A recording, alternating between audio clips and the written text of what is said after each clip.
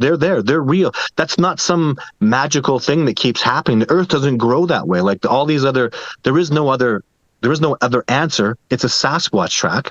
And the fact, example, like for you, Ashley, that you were drawn to it and you were attracted to it, that's next level. Right. Because you had to be telepathic. You had to feel your way to that. You had no goddamn reason to go over there.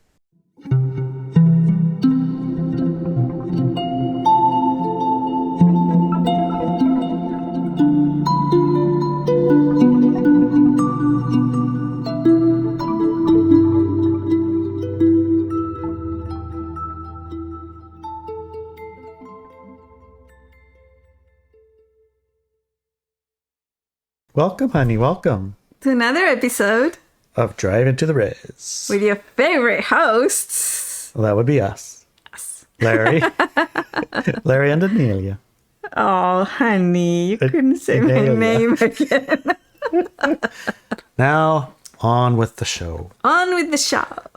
So, it's called The Hidden History of Earth's Original Human Body. Wait a minute. I thought it was a Sasquatch show. Sasquatch. Of the original human body? Okay, Sasquatch. Okay. You're right. See? Oh my gosh. Oh my God, you already forgot the title, honey. Go, go, go.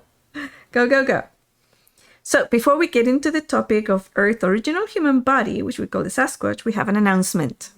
Oh, yes. Another announcement. Yes. It's related to Sasquatch, so it's okay, guys. Yes, Larry, our tribe, and myself will be attending a Sasquatch summit in Washington State on the 17th and 19th of November 2023. Mm-hmm. We will be joining our friend Todd Standing at his booth during the conference. Come and say hi! And the conference is at Quinault Beach Resort and Casino in Washington, 78 State Route 115 Ocean Shores in Washington. Again, November 17th to the 19th, okay? 2023. Right. You can find the link to all that in the article itself. Yeah, and we on the show notes as well. In the show notes. Yeah, you'll have the links for that in the show notes. So if you're hearing this right now and it's before that day, hey, give it a pop and see if you can make it in. Yeah, I mean, it's going to be totally. great. I have a lot of time. Mm-hmm.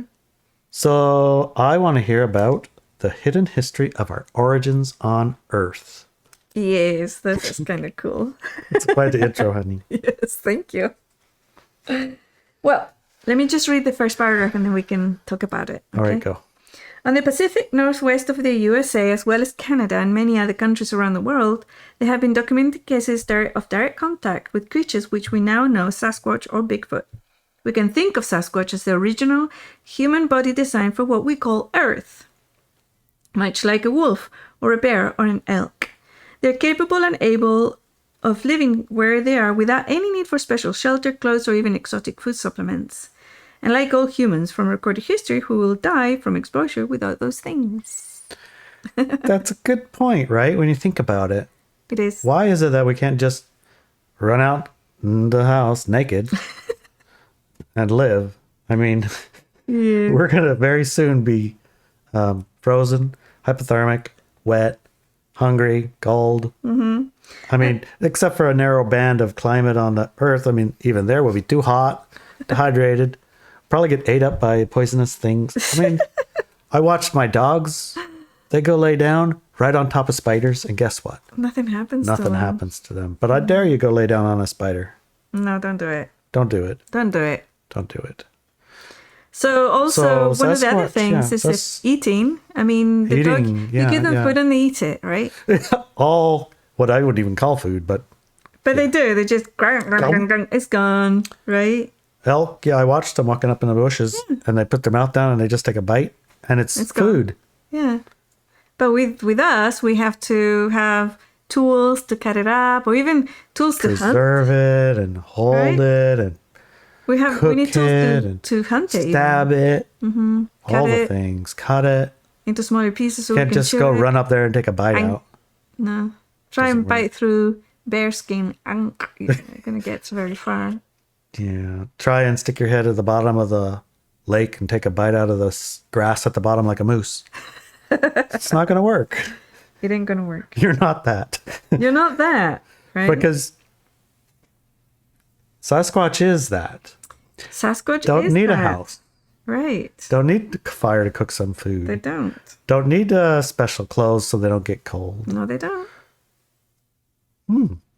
That's interesting, right?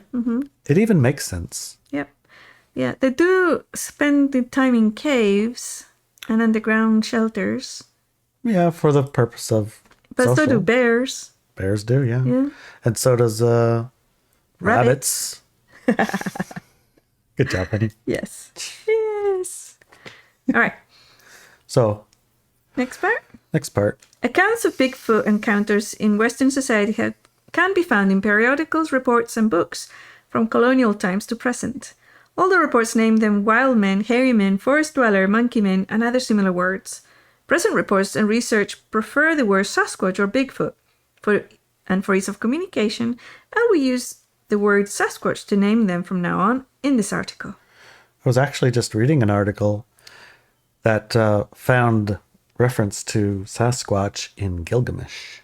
Yes, that's right. Why don't you tell us about that? I thought that was really fascinating. That was fascinating. Gilgamesh Yeah. is something like 1500 to 2500 BC, Yes. and it's a tale. And it's where is it located on the planet? Mesopotamia, I think. Iraqish. Yeah. That many years ago, it was a little bit different environment there. Yeah. Yeah. And so the paragraph that it references, I'll share that in our Telegram group. Okay. I can't remember the words. Oh, okay. But anyways, But it it's talked a little reference bit- to it in there. It talked about what they called a type of god such and such, and they had a name for it. Right, and a human, Who was I a mean, hairy human very human. with human hands, Yes. who ran with the deer, it said, and took the deer out of the hunter's and traps. things. And he was a friend of the deer in the wild. So to us, it's like, Oh, that's okay, what a Bigfoot- 15,000 that's a years ago, whatever. Sasquatch. So Yes. it's quite a history. Quite a history. Here in the Pacific Northwest, there is a long, rich tradition of connecting with, trading, and exchange with what are now commonly named Sasquatch tribe. Right, for the coastal tribes and not coastal tribes, even all the tribes. Mm-hmm. I haven't found a reference in any one of them that didn't have some form of relationship with a Sasquatch or a Bigfoot in their own word, in their own name. Mm-hmm. Some of them not necessarily on the most friendly terms, but most Mostly of them We're pretty friendly, much. yeah. They are our cousins. We used to trade medicine with them, said Maca elder Diana, who was Larry's mother, when she saw an image from Todd Standing's documentary Discovering Bigfoot. She also said, wow, that's the first picture I've seen that looks exactly like what me and Julie saw last week by the side of the road. That's a Sasquatch. Yeah, that's funny because the image that's in Todd's documentary, the images that he's gotten, people have tried to say, oh, those are fake, those are this or that. I mean, in every image At that the time, we didn't know Todd, so we didn't know. Todd. We didn't know It anything. I could've- just showed my it mom the could've been- documentary. She sat there, watched it with me, and she's like, Oh, I saw exactly what they look like. That's exactly what I saw. It's the first time I saw a real picture of it. Yeah, and she said, that's a Sasquatch. Did you That's know a Sasquatch. Did and you she know didn't that? know what show we were watching. And So- you said, that's right. This is a documentary about Sasquatch. So that's what they look like then. And she said, yes, that's what they look like. Yeah. So that was, instantly enough for me to verify Yes, accuracy. absolutely. Yeah. At another time, Diana, Larry, and myself and our kids were walking back from a hike in the woods behind the shaman shack. Yeah. And we smelled something odd. It wasn't pleasant and unidentifiable. It wasn't very pleasant. No. So it smelled, it wasn't exactly skunk. Nothing like skunk, actually, but It's it something smelled like a wet Romeo. yeah, like a wet, poop-covered dog. Yeah. Or rotted food or something. It wasn't pleasant. very It was pleasant like, at all. ooh, get away from that smell. Yes. Without prompting, she stopped and said, smell that? That's, how do you pronounce that word? Ishkish. Ishkish. That's Ishkish, a Sasquatch, she said. They make that smell to let you know that they're here. What do? I asked. We go home. It's okay. They're just letting us know they're here. Some people get afraid of them, but I don't. I'm not afraid of them. Remember she spent the night in the yard to meet them? Did, yeah. They came and she says, not afraid. But she was terrified because it was 3:00 in the morning. There was a Sasquatch on her tent. No, outside her tent, yeah. Yes. If you don't want to harm them, they don't want to harm you, she said. We walked the rest of the way home and the smell went away. Do you remember she said, all you have to do is cover your head and they'll go away?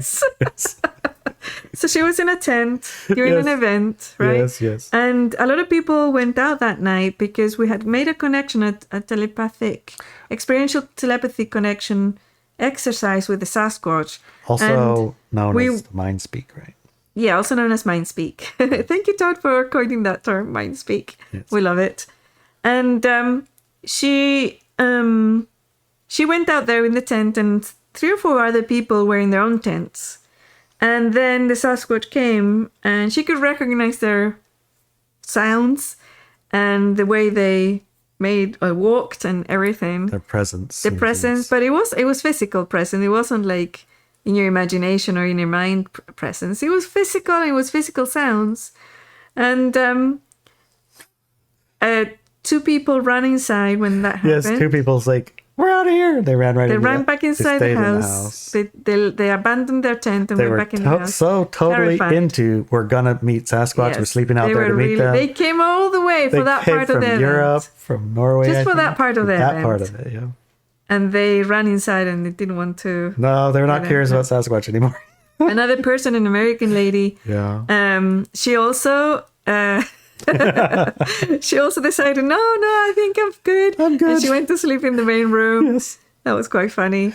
My mom was brave. She was brave because she stayed out there all night, and she said she covered her head with a blanket and her hands, and says, "Okay, I'm not afraid. It's okay. It's okay. I'm not It's okay. afraid. Close your ears. It's okay. It's okay. It's fine. Not afraid, I'm not Sasquatch."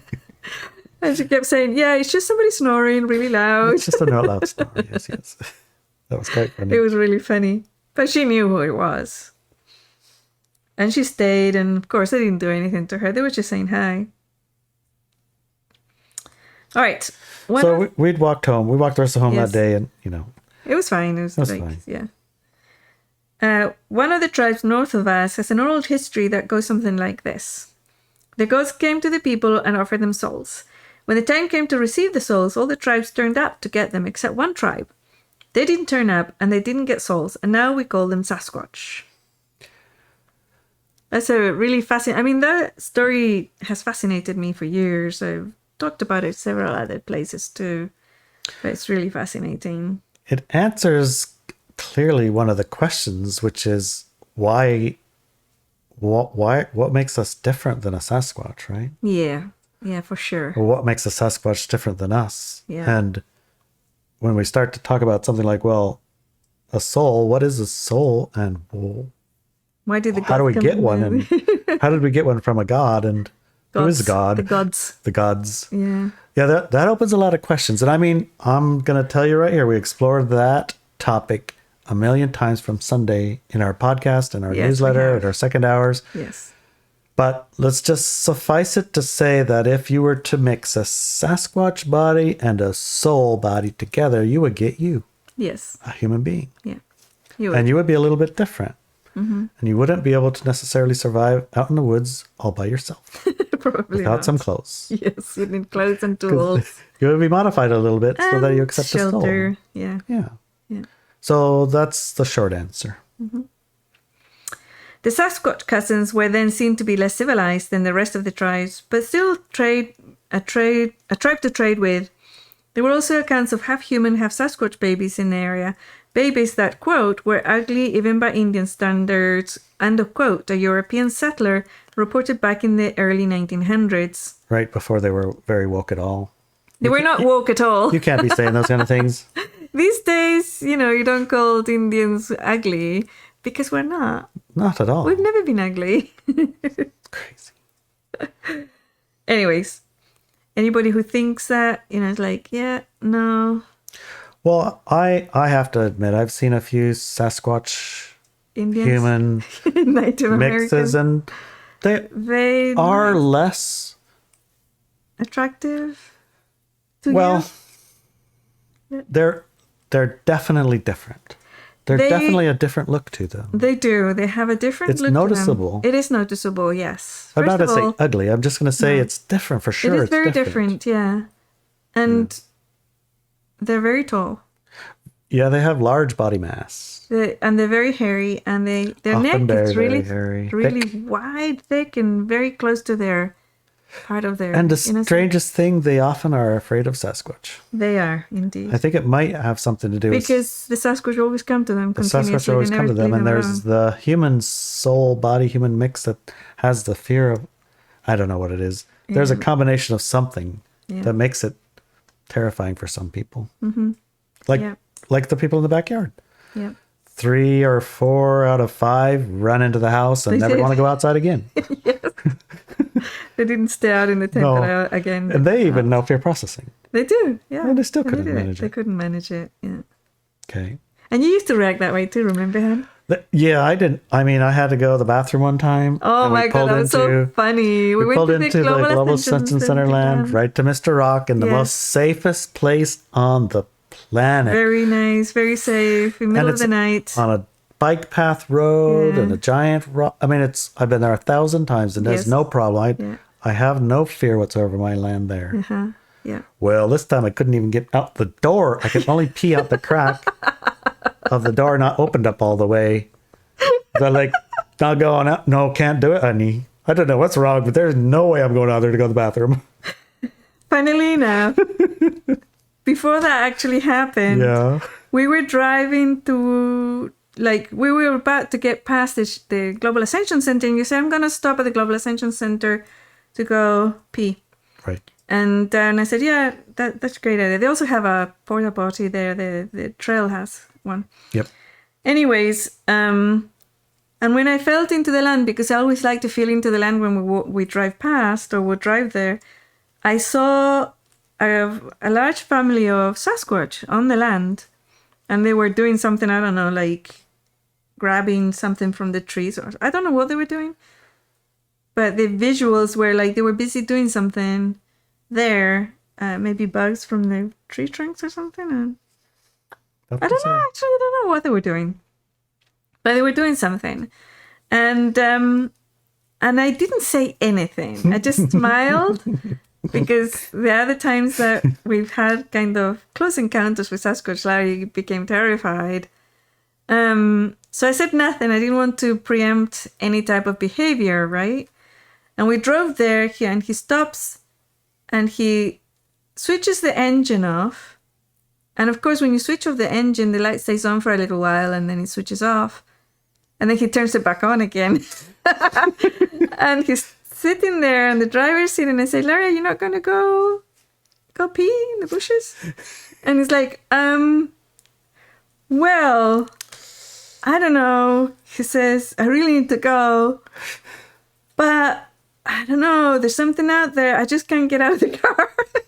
It was so cool. So it's like, something scary out there. I don't know. I think there's Sasquatch out there, he said.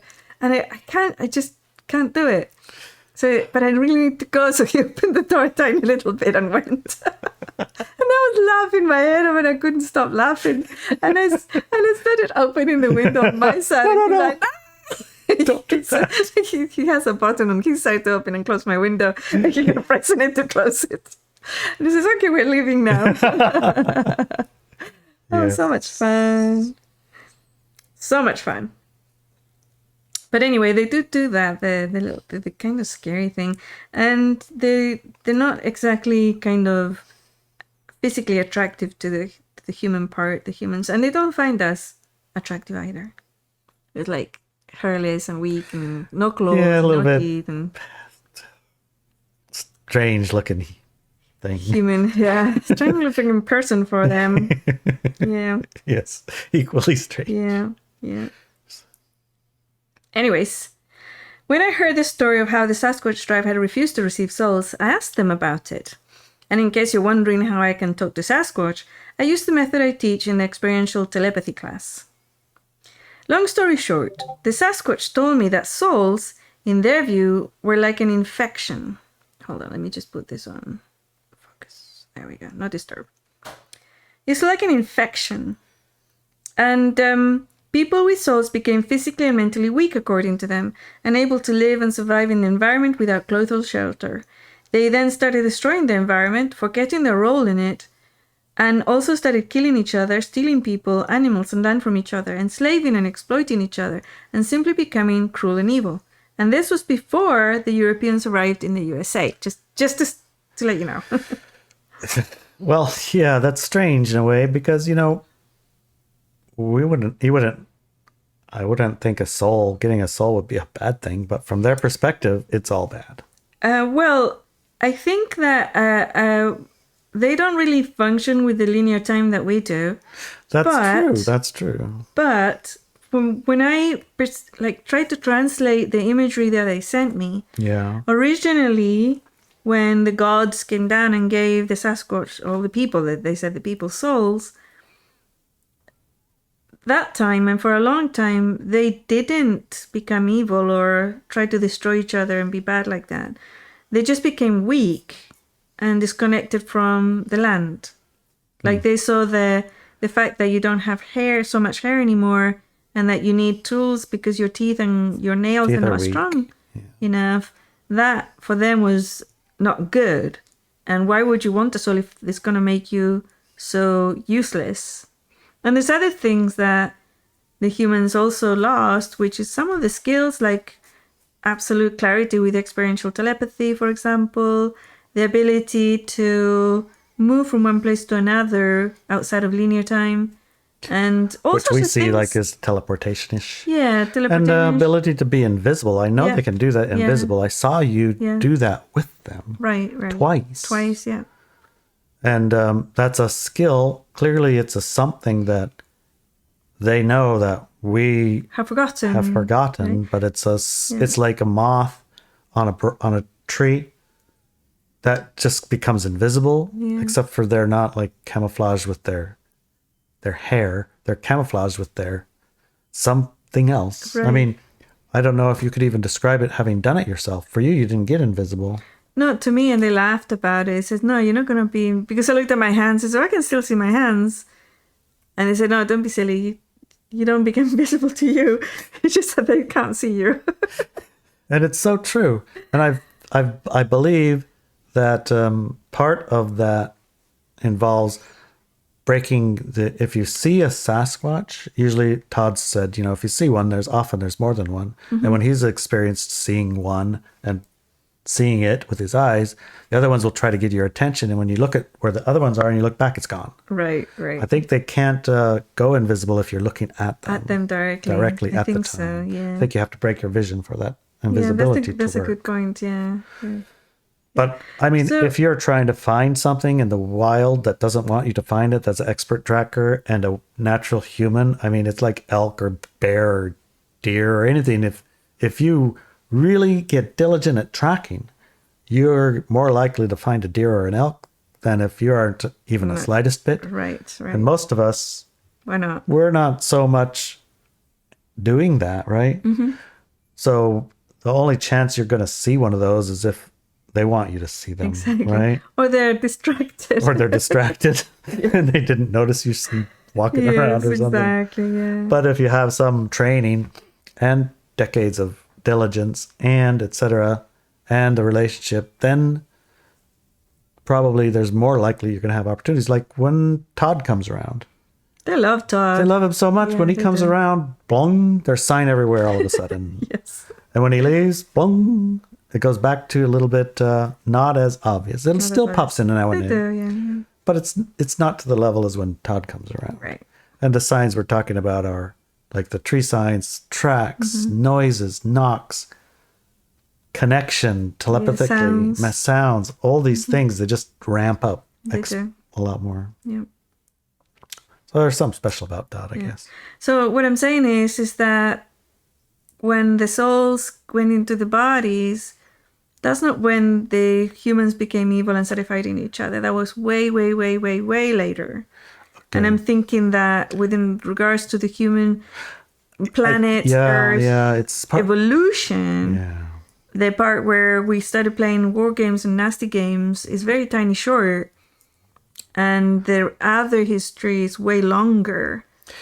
So a long history of the original human body, which we are now calling Sasquatch, a long history of them on Earth.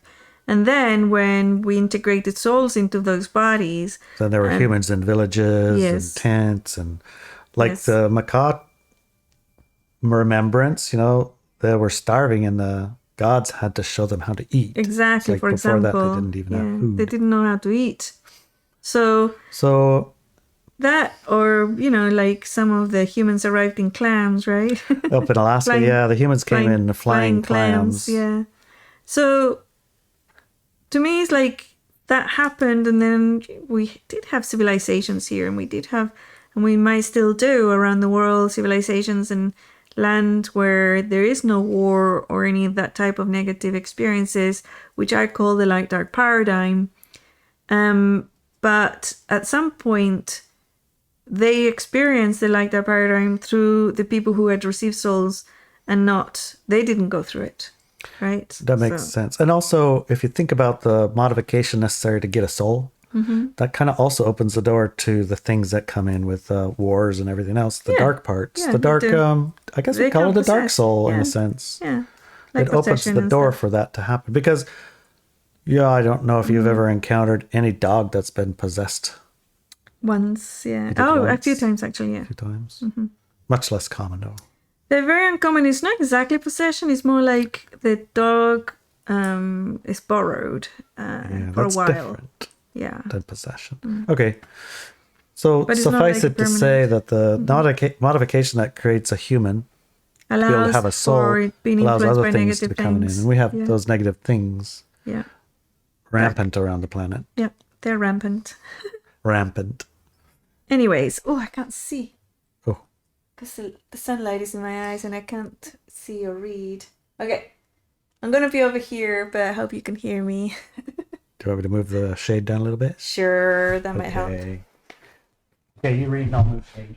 Okay, so they told me that they prefer to stay hidden from the human society these days because they don't want to be infected. No, it's the other one, and that's fine now. Yeah, that's way better. All right.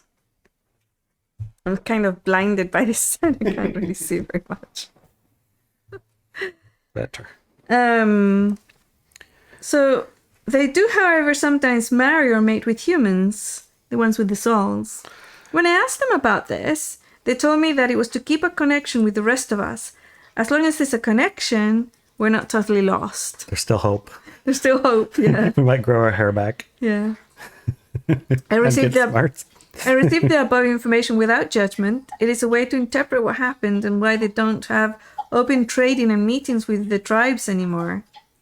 There are people in the world who they are highly connected to, and these people will often have physical encounters with them. And I'm quoting one of the local ladies here. If I forget to leave them treats outside of the trailer, they bang on the walls and shake the trailer in the middle of the night to wake me up. I get up, get some treats, and bring them out to them. A local Macau woman told us. She was out at the beach. She does live at the beach. Anyways, we're going to explore more of this topic, and hopefully we'll bring some interesting friends in, as well as our team for the second hour. And you can listen to that, like we mentioned earlier, on Subscribestar, because our sponsors get the second hour there. And and don't forget, if you're listening to this before that conference in November 2023, come and see us, because we're going to be on Todd Standing's booth table. Yeah. Right. And if you're just listening to this and it's ending now, there's a whole nother couple hours probably. Yeah, that's what I was talking about. For the That's next what I'm part. talking about, the next part. Yeah. In So Subscribestar. go find it. Go find it. You can do this. You can find it. It's not too hard. It's not too hard. drivingtotheres.com/Sasquatch. Okay. Yeah. Love you, honey. Love you. Welcome back. We got the second half of Driving to the Res podcast, episode 181B, History of Human Body. And today we have extra special guests with us. We've got Todd Standing, an expert in the Sasquatch field and researcher. And then we have our great friend and local community member, Brian Gagnam. Brian, hi, welcome, guys. So glad you both are here. Thank you for having us.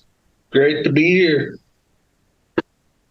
So it's pretty cool to be on this call with all of us, because one thing we all have in common is we've all gone on expeditions with Todd. Indeed, we have. Which is a pretty awesome experience. Thank you. Yeah. Locally, yeah. Yeah. Yes, locally. Well, in good Sasquatch habitat, in good wilderness, and I've been an ass to all of you pretty much. I'm not Fred yet, but Possible. I look forward. I can't to Inelia, but I grind on people. I don't. I'm really.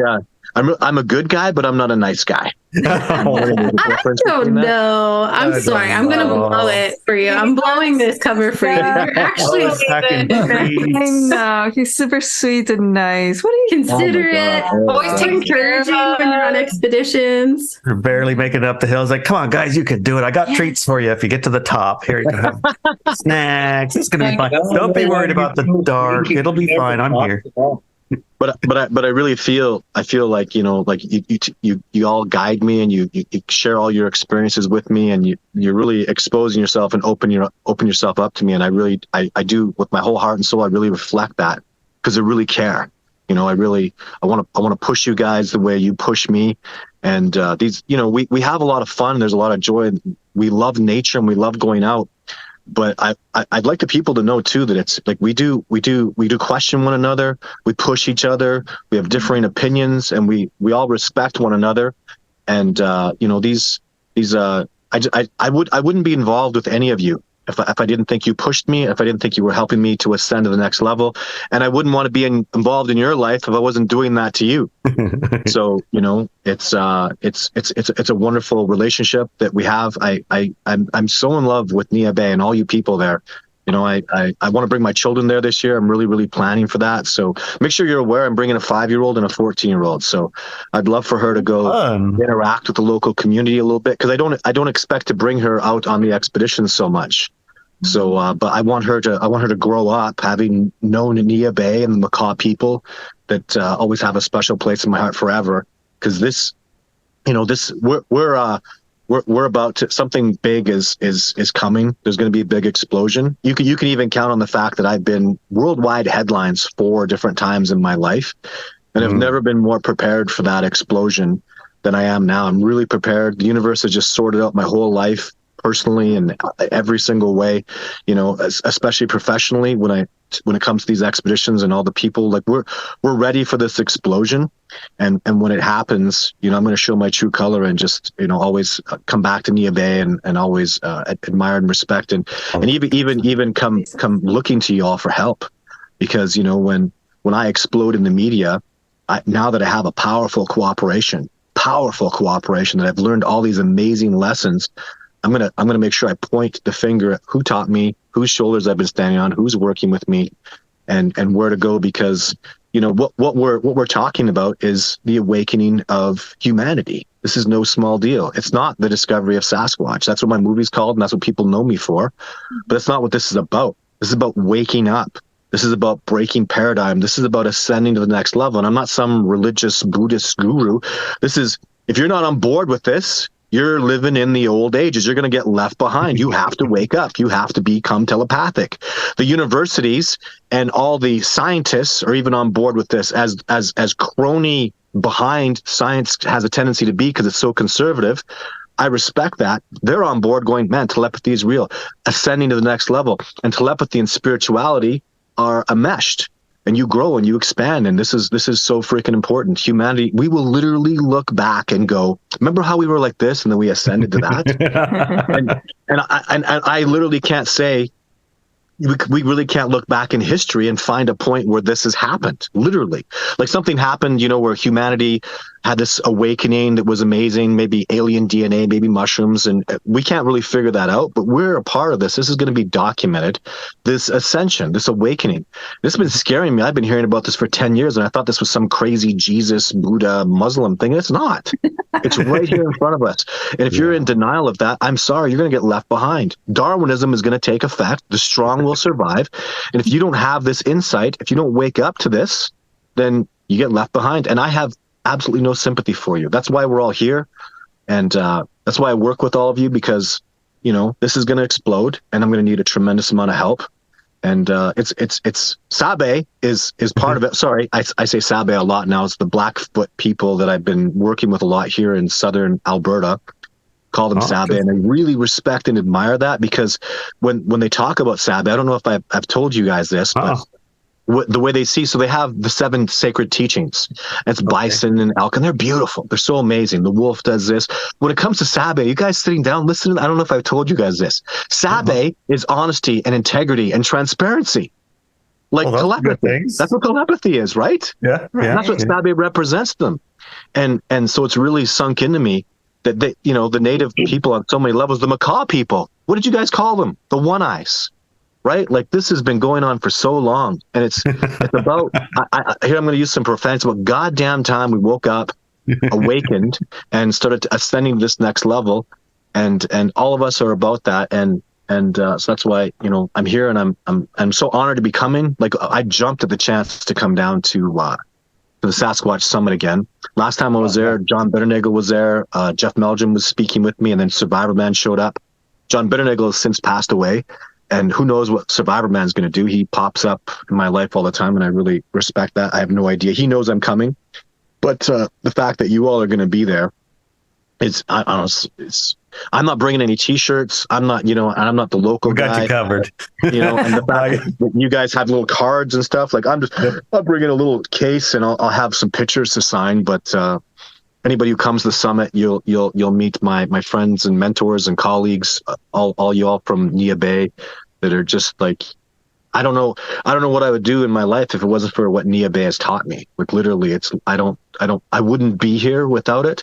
So just so you all know, I have so much gratitude for the little things here and there that you have no idea make all the difference in the world. That little millimeter here, millimeter there shift in my life, and you all know what I'm talking about. Little seeds here and there, yeah.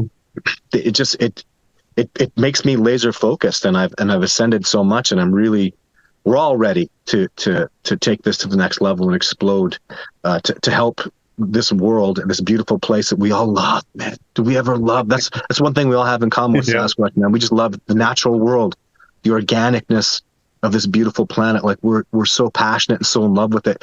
And you know what's so cool too is you can't wake up if you don't feel that way, right? Right. Am I wrong? Right, because that's one of the first separations. Yeah. Yeah. You got to love nature. You got to come from your back to environment, disconnection from your... Yeah, you can't. Unless I'm wrong, I just don't think I am. I don't know any other way. It's just, if you're going to go through civilization, if you're going to go through your domestication and the zombie mode, there's no love there. There's no green there. There's no connection. And I think that's a wonderful thing. It goes this way or you fail. And I have this little space between my fingers. I have that much sympathy for it. This is the way. So it is beautiful and it is amazing. So it's a very exciting time. Wow. Yeah. Todd, blowing my mind. Yeah. Way to get us started. Way to get us started, Todd. That's the way. I play. We were thinking we'll just start a little slow and ease our way into it. And no, Todd. We're here. Love it. And I think I could probably speak for most of us on the line to say, like, it's feelings mutual, though, because I've learned so much from you through these expeditions we've gone on, and the way that you share your knowledge. There's so many things we've had incidents wise, at least I could speak personally, that I've had incidents wise where I'm like, is that Sasquatch? I think it's Sasquatch. I don't know. And then, it's like, you just don't know until you go out with Todd, and then you're like, hell yeah, that's Sasquatch.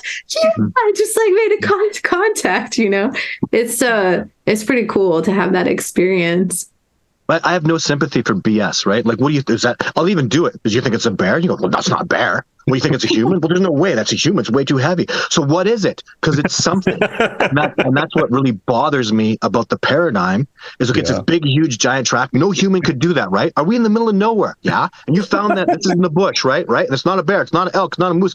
It's not a human. What is it? Because it's something. It's real and it's there. And what is it? Well, it looks like a Bigfoot track because it is. And this is kind of what I do for a living, right?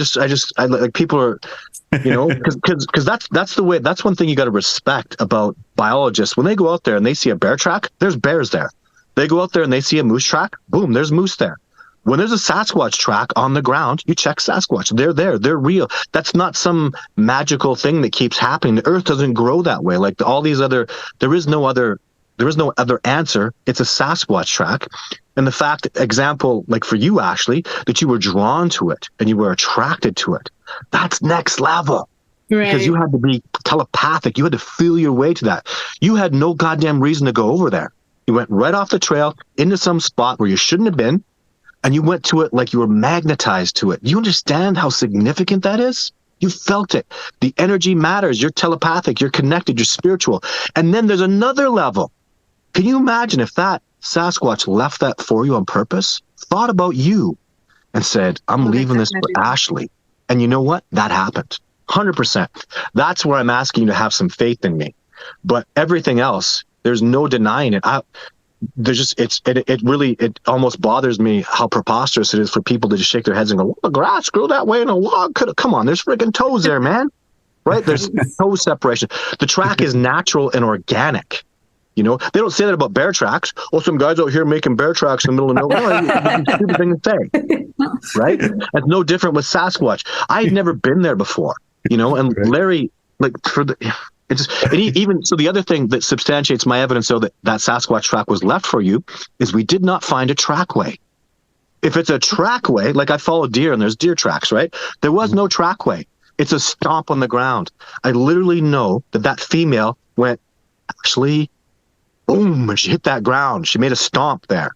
And she left that. So when she did that, she put energy into it. She put feeling into it. And she left the logical, physical markings of it. So you could have all those substantiating factors. And now you can build a relationship with that being who's reaching out to you. And that's what people need to really know is Sasquatch is reaching out to us. The tree breaks are for us. The tracks are being left for us. They don't do this stuff by accident. This is not an accident. There are no accidents. These beings are so heightened and so aware. They want a relationship with the macaque people. They want, and Brian knows this, and Brian and I had incredible epiphanies. They want to come back. They want to have that relationship again. They want to be symbiotic with us again because we've lost our way, and they're scared like we are.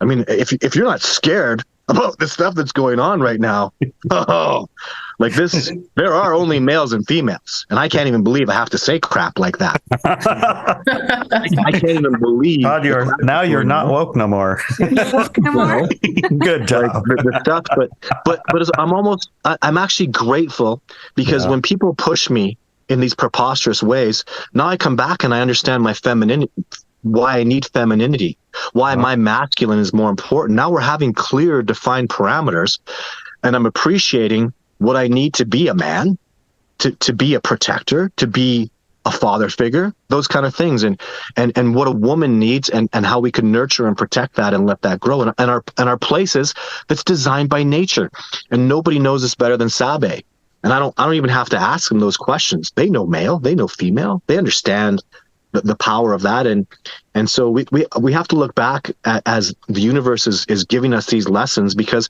in truth I didn't have a clear definition, and now my little girl is so much more feminine, and I embrace that and nurture that so much more in her.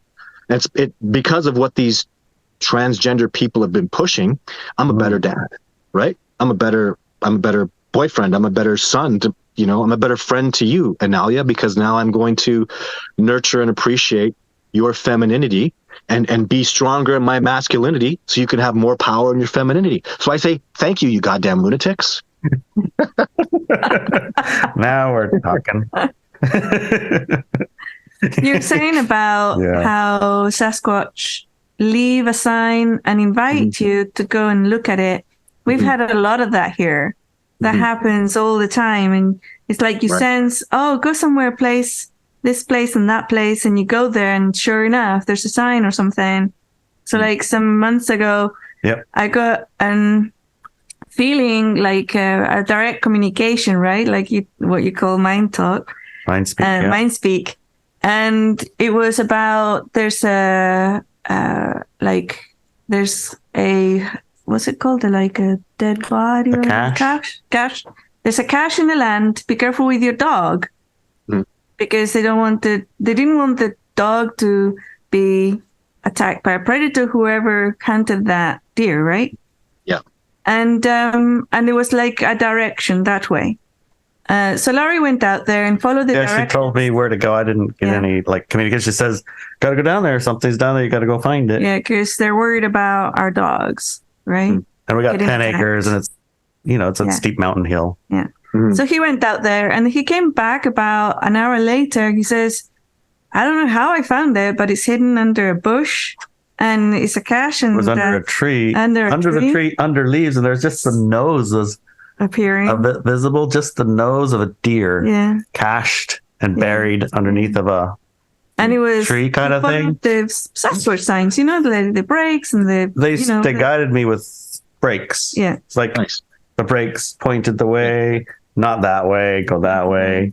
Yeah, it was really, really interesting. Yeah. And then I got to this place and I'm standing there, it's like, what the hell did you bring me here for? Because where I went from there, I couldn't go anywhere. It's blackberry bushes and cliff and Yeah. a tree and a tree and a tree and a tree and a tree. And then I looked and I was like, is that a nose? Sure as shit. I walked right to a cached deer on 10 acres. Yeah. That's freaking impossible through the brush like that. Right. You're not So- going to walk to that. That was a really cool example. And the next day we went to put in a camera to see what Oh, yeah. hunted it, right? Want to see what was going to eat It completely there? failed. Our camera failed. But what we did capture was our dog Missy Yeah. going in there and taking a bit of it. She's the only one who triggered So the that camera was the dog. So now we knew why they were concerned, right? Because Missy was Yeah. down there taking the catch, and she's like 14 years old, but she don't Yeah. back down for nothing. No, she doesn't. So the other day, Larry and I were walking up on our road, and I was saying to him, "Hey, maybe we should get your cousin to hunt us Elk. an elk for the dogs, because we have 7 dogs now. They're very big, and they're expensive. Mhm. And he could get us an elk, and then We can get the meat. The dog's could going to get have the meat bones, and- the cartilages, Yeah. the meat and Shop. they could get the bones and the guts and whatever." And he said, well, I'll think about it. He said, and I was thinking about, how that would be really good as we were walking up to the house. Yeah. And then the next day, again, Missy arrives with an elk leg, Oh, I like it. a whole leg. Oh, Right? wow. And we were like, okay, that's strange because it's fresh. Yeah. And it's like, what predator would allow her to go in and get a whole leg that's fresh, It just doesn't make any sense, right? And so I tapped in and it was like, it was a present for Missy, right? For the dogs. So they gave it to her. Yeah. But we looked, there was no cash anywhere. There was kills, no nothing. kills, no signs of anything. We'd have heard it too. Yeah, but in that morning, I remember thinking, like, I remembered the incident with Missy and down in the hill, and I was like having this conversation with the Sasquatch about how grateful I was that they protected our animals, like how grateful I was that they cared about our dogs, right? And then she appears with this leg, She's it's so like, happy. and she was so happy. It's like, Look what I got. what I got, So, and I tapped in, it's like, well, was this like, did she walk into another cache? What happened? And he was like, no, it's a present.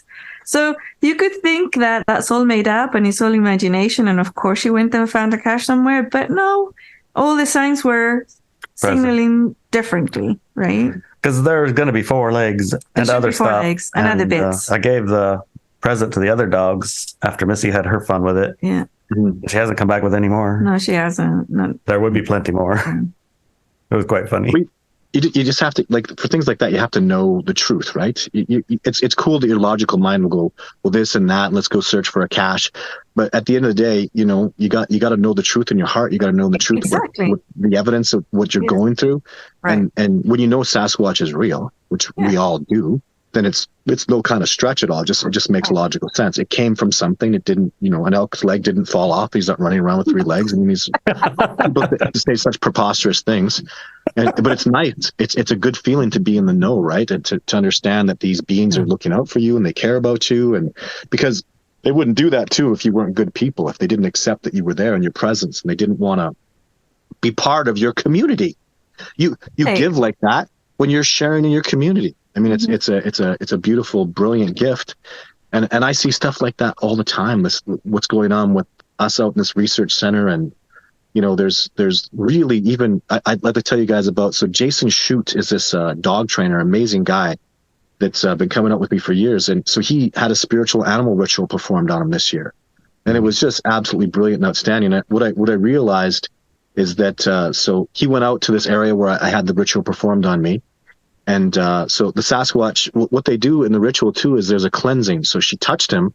He was actually, it's a brutal hike up a mountain, like one of the hardest, craziest hikes I've ever seen. So he's up there and his knee's all messed up and he's in pain. He's like, I don't even know how I'm going to get down.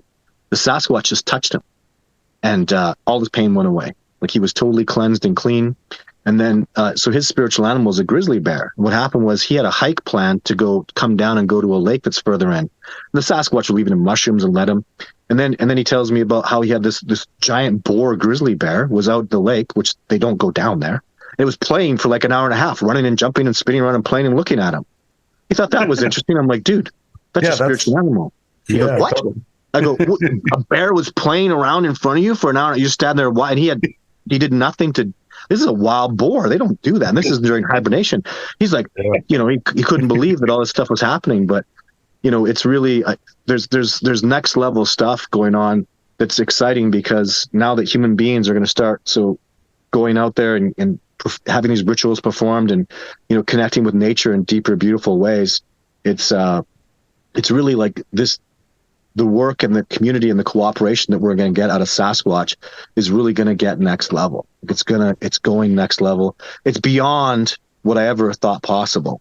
I mean, we're trying to look through this little hole and trying to see that until you get through into that next area, like it's really that amazing. They're really, there's that much more coming for humanity, and they're my guides, they're my teachers.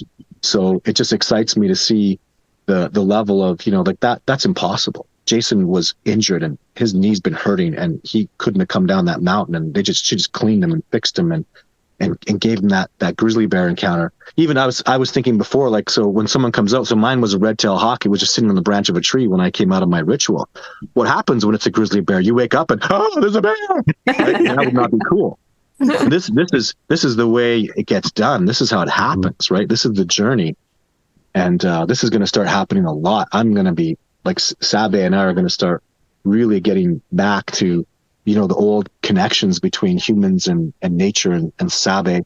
And I'm really, really excited because once you go through that kind of ritual, it connects you. When you have a spiritual animal guide that you've earned, it really connects you and creates a pathway to your wildness. And people need to know this. And I'm preaching the choir here about this so much. If you're domesticated, if you're city folk, you're not wild and you're not free. Hey, America, you think you're free? You ain't. The more you wear shoes, the more you separate yourself from nature, the more you look at that little damn phone all day, the more you disconnect from nature, the less wild you are, the less free you are. And people better start getting that through their heads. You don't know freedom. I'll show you someone free. I know people that live naked in the wilderness and have no tools, no nothing. Nobody owes them anything. They owe nothing to nobody. They do what they want when they want, and they're called Sasquatch.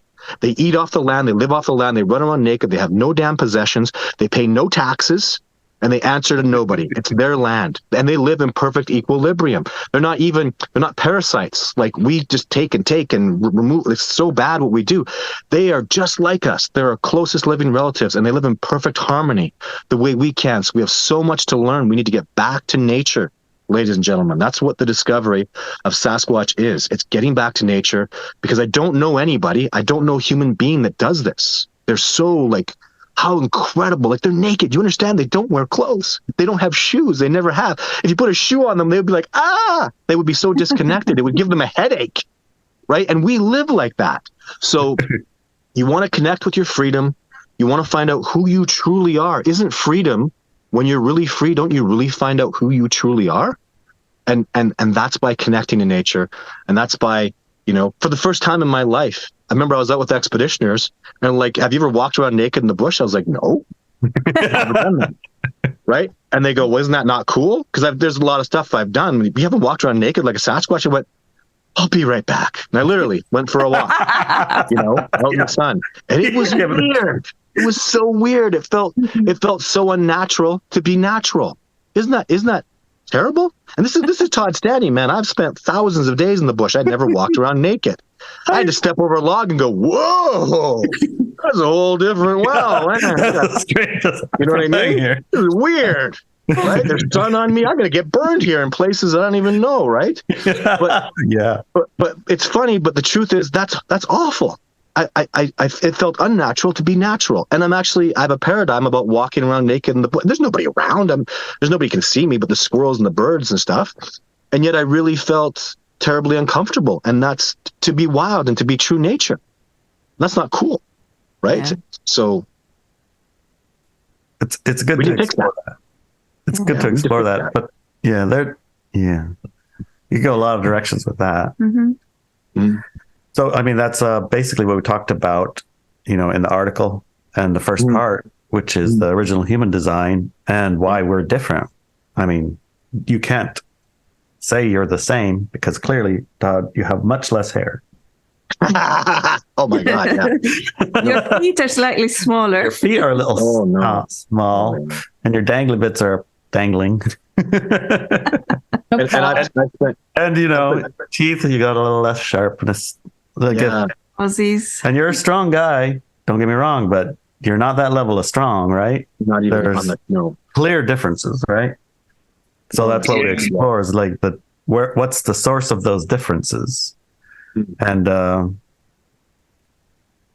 that's that we were going to get that in the end of the show. At the start of the show, we were just going to talk about big footprints with Ashley, but you slammed us right to the end. But also, Brian had a recent. Oh yeah, experience. Brian had a recent experience. Yeah, can you tell us about that, Brian? Yay. Sure, I can actually. It's been 4 weeks ago, I think. Now, I started my hunting, elk hunting, and it's kind of funny. I was kind of laid up because I had this stuff going on with my foot, both of my feet, actually. My big toes were ingrown and it was just driving me nuts. And I kept on this elk herd, but I couldn't go after them because I couldn't even wear my boots. I had to literally get my worst tennis shoes and cut a hole in the top of the tennis shoes. Red shoes, huh? Yeah, because it hurt so bad, and I'm like, man, I'm not going through this swamp with my feet in this condition. So I had my toenails removed, and it took probably 2.5 weeks in order for me to get my hike and hunting boots back on. So, well, anyway, I'm going out looking in this one area, and it's kind of close to the area. I think Larry knows this area. Todd's been by this area. And I'm driving down the road and I get this feeling like, man, I need to stop at this. There's an intersection in the road and I need to stop and take a look here. So I get out of my vehicle, I walk over and I take maybe 10 yards down this road and I look down and I see what's a rib cage. And then pretty soon I see a hind quarter, a leg. So I walk over and look, and there's half a elk there that has been skinned, and somebody took the other half. Well, this one was pretty ripe. I think somebody wasted this animal, right? I'm looking around at it, and I'm going, yeah, somebody dumped this off here. So I go out all the way out to the end of this gate, and I get out and turn around. There's like 5 vehicles down there. And I'm like, man, I'm not going back in there. There's too many people in there. I don't want to run into a bunch of people. So on my way back out, I'm getting close to this place where I found this carcass that somebody wasted. I'm pretty upset about it because I'm coming to determination that somebody wasted this. So I'm getting close. Well, I have to relieve myself, go to the bathroom. So I stop my truck, I get out, I walk to the other side, and I'm relieving myself. And I'm probably about 200, 300 yards from where this road is where I found this carcass. And out of the timber behind me, about 300 yards, I hear this massive yell, just deep volume, guttural, and all it said was, "Hey!" And that was it. And I was like, it echoed the whole valley. Like my hair stood up on the back of my head, and I'm like, whoa. And I know there's nobody up there in this. They would have to go all the way up to, Larry, you know where J Pit is? Yeah. They would have to hike down the mountain and go into this timber patch along that area. And I know there's nobody can do that. There's no besides, point. It's not too long after daylight. It's only been about a half an hour since it turned daylight. So they can't get through there in the dark. so what I came to realize is that there was a reason why I was getting this feeling I needed to stop there and look at it. And also what I think happened was Master of the Forest was watching when that person, whoever dumped that off there, and it upset him. And it had the same feeling that happened to me. I was upset about it. And I think they wanted to let me know that, yeah, we're with you. I'm upset about it as well. So he let me know that he was there watching. He probably knows who done it. He probably knows the color of the vehicle that, just stopped there and everything. But it kind of gave me a reason again to put the fire back into trying to find this communication thing that I'm looking for. And I've been talking to some people that are into our cultural spiritual cleansing and how they did it in the old days and things. And because I started talking to this man, and he's a pretty upstanding fella. I'm not going to mention any names because it's not my place to shoot people out. But anyways, I sat and I talked to him for a while, and I started telling him what I'm looking for. I'm looking for a song. I want to compose a song or be given a song from our ancestors or someone in that realm. And what the song what I want to do is glorify what Sasquatch represents to us as people. But of course, the song will be, singing in our native language and stuff. But I want to be able to connect. Is it even possible? Because I know a lot of people in our culture have went out and they've cleansed and bathed and not slept fast out in the creeks, right? Bathe and cleanse and stuff, and they'll get a song sometimes. So I wanted to start indulging in that. And what's funny is I never thought about that in my younger life. Now that I'm older and a leader of our family and stuff like that. So I think it's my responsibility to kind of bring this in and teach it to our younger people, because in my family, my grandsons and my daughters and stuff. But anyways, I talked to this man, and he was telling me and explaining to me on how the old folks did it. And he's been doing it for quite a while. And it has to do with the time of seasons, like going into the winter solstice. You only have 4 days when the sun comes up in the same place each day. And that's when you start your cleansing during that period. And what he does is he goes out, and this is a story he told me. He was going out it was getting during that time, because there's only 4 days in that part of the year going into the solstice. And this is how our people did it. They went and found a creek, a beautiful place where they can sit and bathe, rub down with their favorite trees. It'd either be spruce. I don't think you'd really want to scrub up with spruce nettles. You'll be real tough afterward. That's for sure. Yeah, right. But some people Those are use pokey. hemlock. Some Hemlock's people nice. use the cedar tree. Some will, back in the old days, I know the whalers, they used to use nettles and things like that. But anyway, he said he found this awesome place, right? Beautiful creek. And he was going to do his bathing.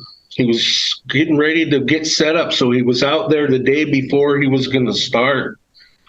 Well, anyway, he goes up in there and he gets there and he's like, man, just don't feel right in here. He gets up in there. It's just a really cool place, right? So he goes, heck with it. I think I'm going to go for this place.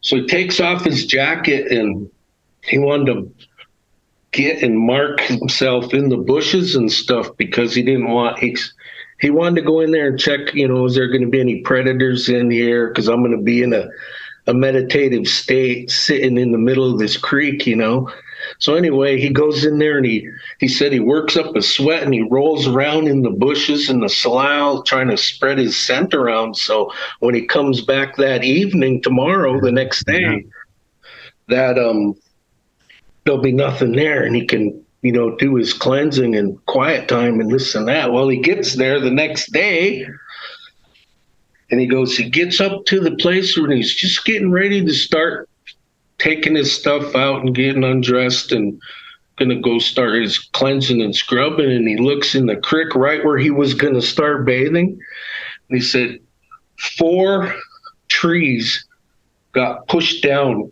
right, their tops were leaning right over the place where he was going to start bathing. And I says, well, what do you think it was? And he goes, man, I don't know, but you tell me.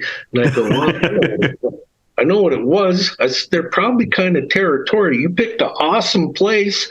But this claimed. Yeah, it's been claimed already, dude. So, and his brother's into this very well. He's been in it for years. He says he called his brother and he says, man, bro, I had this really cool place picked out and it was just awesome. And I went there the next day and there was trees down. So he asked him, what do you think I should do? And he goes, well, you know what I'd do? I'd go further up the creek. He says, that place has already been taken, obviously. It's been claimed. So he went and found a different place way up the creek further, another place. But that just stole that whole thing about they're watching us wherever we go in the wilderness. So there's no way you're going to fool these things. Your intentions, maybe they do their own spiritual cleansing in these creeks and stuff that we don't really know about. But what I'm trying to say is that they might be a little bit territorial to these nice, pristine, beautiful places where, see, he didn't want him just going in there and claiming that spot. You know what I mean? I thought that was really cool. But yeah, it is. It's really cool, and it's interesting that we all came to the same answer. We all got the same information. It's claimed already, right? Yeah. And then part of it is also acknowledging there's a certain etiquette about things, right? You don't just like, this is mine, I'm going to splash my stuff everywhere. That's a bit not very good manners. Yeah, etiquette, right? And that kind of goes along with last year when Todd came out and we found that spot where I found that tree break and it was pointing across the road and we hiked down in there and I was upset by what was down there. I mean, there were shake boulders in there. They left their garbage and cans and things like that all over in there. Well, that tree break was made for us to see, to go down there and check out. But anyway, that's so, there's etiquette things, right? It's like, that's part of the, and you probably noticed that in the article, it's part of the having the soul and the body combined makes us human, right? But it also invites in other things to happen. And that's part of the disconnect between the Sasquatch and us as their cousins. We're like kind of stupid a little bit. Yeah. Hey man, don't do that. And it's like they don't want to catch that either. They don't want to catch a soul off of us. So that's kind of why I keep a little bit separate until you got really good trust built up, right? Yeah. And etiquette about those things. But learning these etiquettes requires the communication skill, which is what Todd's been talking about, what we've been talking about for a long time with his mind speak thing. It's like the trees are like very obvious. You cannot miss it, but how many miss it? It's like, Yeah. we're walking through the woods and you don't even see it. There's a lot of signs where you miss. Like the other day, we went down the hill and we were halfway down the hill and then we wanted to come home, but we didn't know which direction was home because it's a big hill. And then I looked around and I said, Larry, our house is that way. And he says, how do you know? And he says, look at all, like the signs. Right. I don't know if I told you, but the signs that they were obviously Sasquatch signs. They were like all pointing into points and stuff. And then there was the little kind of stars as well. They were all like, there was almost like a fence around our house. Yeah. And I said, it feels like they're saying that's protected area, kind of. Don't go there. So it was like, yeah, our house is that way because There's a fence line they made. there's all these signs there that say don't go that way. Don't go down there. Go this way. Go that way. Well, yeah, it's like if you're going to walk the fence and Sasquatch made a fence around your area, It definitely is a fence. Definitely obvious. Yes. But if you're just boneheaded, you just go like running through whatever you hit. It's like, branches in the way, but it's like an intelligence designed it in a methodical way. And you can try to like brush it off and say it isn't. But if you spend any time looking, you'll say, well, it is. Yeah. It's like, the difference between a bunch of things fell and something was placed. Because it's weaved in together. You can't really shift or remove it. It has a purpose and an intention. Yeah. It lines up with a direction and a reason or like you said, this tree's pointing to the mess. It's like, hey guys, don't leave messes. Right. Well, that's a scary thing for me is it's not just we miss the obvious signs, but we miss the energy. Why aren't people coming along going, whoa, I feel something here. Mm-hmm. Whoa, what's this going on? Because I know a step further, the Sasquatch, when they make a break, they put an energy into it. They put a thought, they put a frequency into it.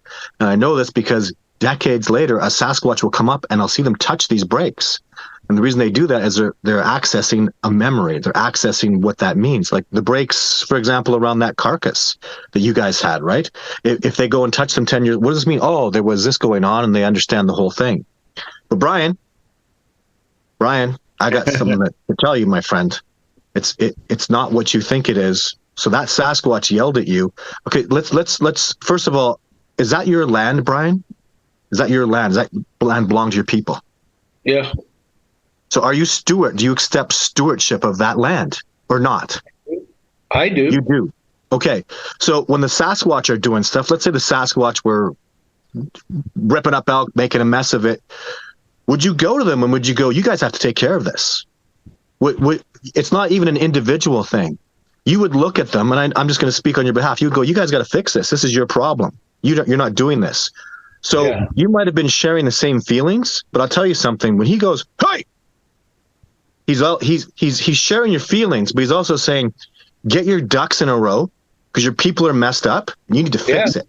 Are you steward or not? That's exactly what I felt. Yeah. He's on your frequency, but he's also giving you heck. Remember, these are masculine, powerful beings, and they accept responsibility for what they do, and you must accept responsibility for your community and what you do, especially if you walk around there with your head held high as a proud macaw man. You are steward of that land as an elder, and that's your responsibility. So he's also giving you an ass kick. And the last thing I would tell you is if you really want to know what happened, listen to him. You're right. He did see. He knows.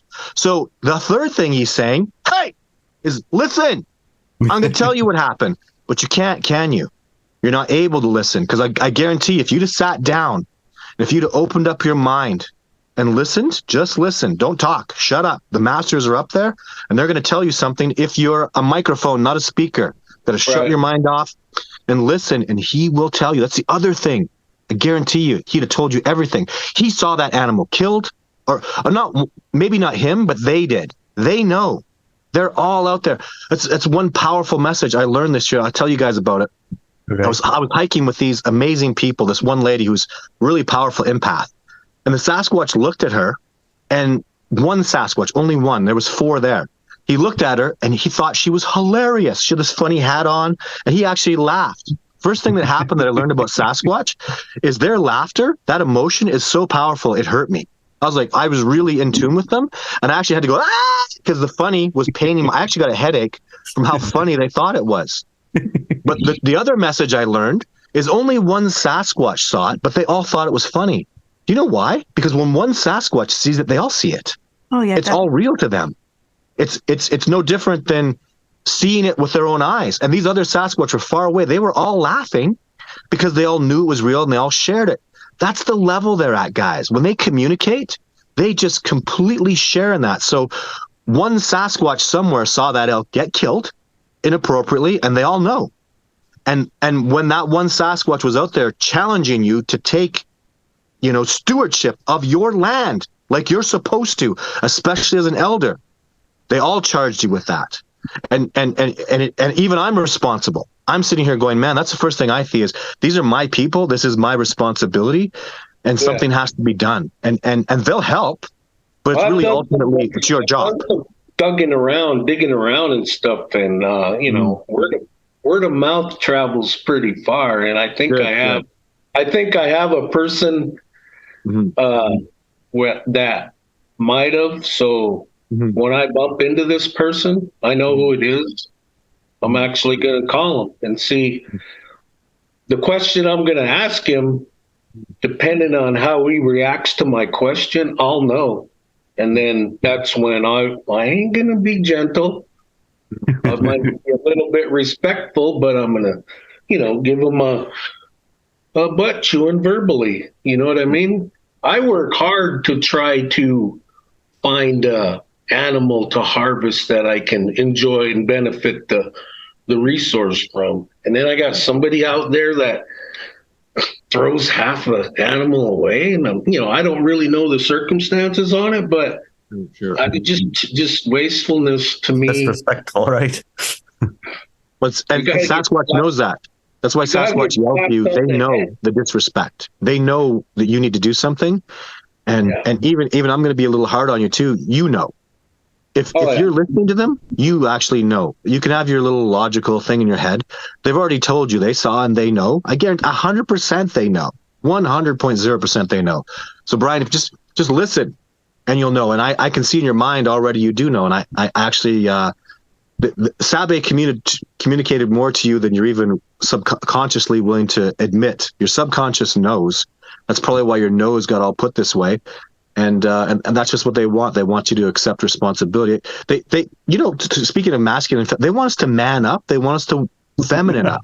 Yeah. They want us to stand in that power properly. And, so that's, we need to really accept stewardship of the land. If we love it and we're part of it and it's a part of us, really accept that. And that really up levels humanity. When you love your land, you respect it, and you appreciate it so much, and so it's a good lesson. It's a good warm up even for more important things to come, because more important trials and tribulations are ahead. And through these small ones that we can fix, we build this relationship and grow. And then when the hard times come, we'll stand together, and we need it, because there is a darkness out there. There are dark times. There are dark things, and we have a responsibility as light beings, all of us, to all stand together and weather the storm and be powerful and loving and natural and wild and free, all those things. So it's great that you're building that relationship. And you know what too? Congratulations. They also said, "Hey, you, man up." And you know why they said that? Because they know you're capable. If they didn't think you were capable, they wouldn't have given you that, right? So that's an honorable thing. You're being charged with taking responsibility, like you can, like they know you can. It's like, right? Who are we going to tell? Well, you. Why are we telling you? Well, because you. It's you. You understand? We know You're the who only you one, are. Brian. You're the only one. If you don't You're do it, the one we nothing's going can to get talk done. to. And you know what's funny? When I was having this conversation with this spiritual guy I was telling you about, he asked me, he goes, well, what are you trying to do? What are you trying to prove to yourself that they exist? Or, you know what I mean? He asked me these questions. And I says, well, you know, for me, I don't need to come face to face to one and, you know, need to have this interaction. I already know because I can feel it. They've already communicated with me and I've seen one. So I don't need to have that. And I'm probably not ready to come face to face with one because ask Todd, they're kind of spooky looking when they're sitting there. They're big and hurt. If you ain't scared, you know what I mean? But Something wrong with you. There's something wrong with you if you're a little bit scared of that. I don't go out there looking to walk up and shake one's hand, you know? I mean, yeah, it would be cool, but I don't think I could handle that. To take the step forward to put my hand out and go, you know, and you got this being looking back at you. He's got loving eyes. I'm sure I might take one more step, but you know what I mean? But you need to get there, though. You need to get there, though. You're going to have a rock solid big tree backbone to stand there and just take it. You know what I'm saying? Right. I think now. Yeah, they know. That's why they're gentle with you. And you have probably, you know, sorry to interrupt, Todd, but I'm sure you've been face to face with them. It's just that, like Inelia has shown us, she showed me twice, they can be standing right in front of you and you cannot see them. Right. She's been and done that multiple times. They showed her how to do that. Yeah.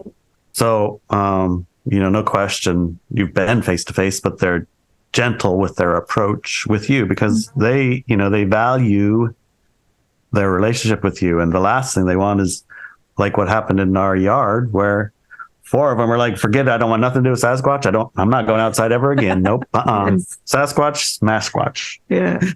4 out of 5. My mom covered her head and the rest of them ran in the house and they're not interested in Sasquatch anymore.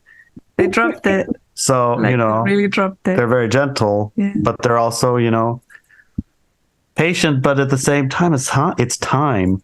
And this experience that you're sharing right now in this forum that you see in front of you of mystics who are trained in communication and ability to understand the messages, we all had and heard the same things.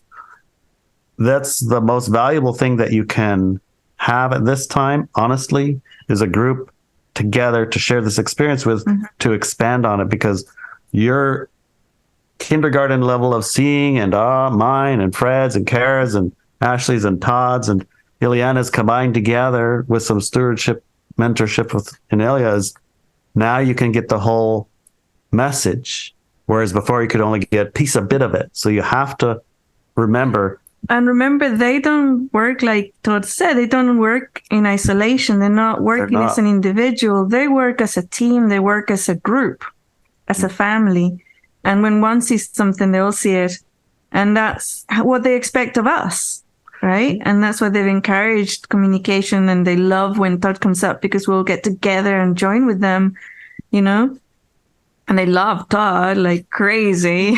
Yeah, he's their favorite human. Well, I really, I don't feel fear. Like I see them now. That's something that in my best sighting this year was alone with Ashley in a very sacred place that I take people to now, and they really came out and showed themselves to me really profoundly, and they were giving me a message though, and you know, and when I looked and I saw. You know what? That Sasquatch wanted me to see him. He wanted to see the emotions evoked from me when I saw him, and the emotions were so powerful. I just, you know, he's magnificent and amazing, and it's a pleasure to be befriended and taught by these incredible beings. And what I'm learning now, and I might be wrong, and I'd like to hear your all perspective. Something I'm seeing it a lot is they get closer to me because. A couple times, the closer they get to me, the more they seem to be able to hit me with a frequency so I understand. And even to the point of contact.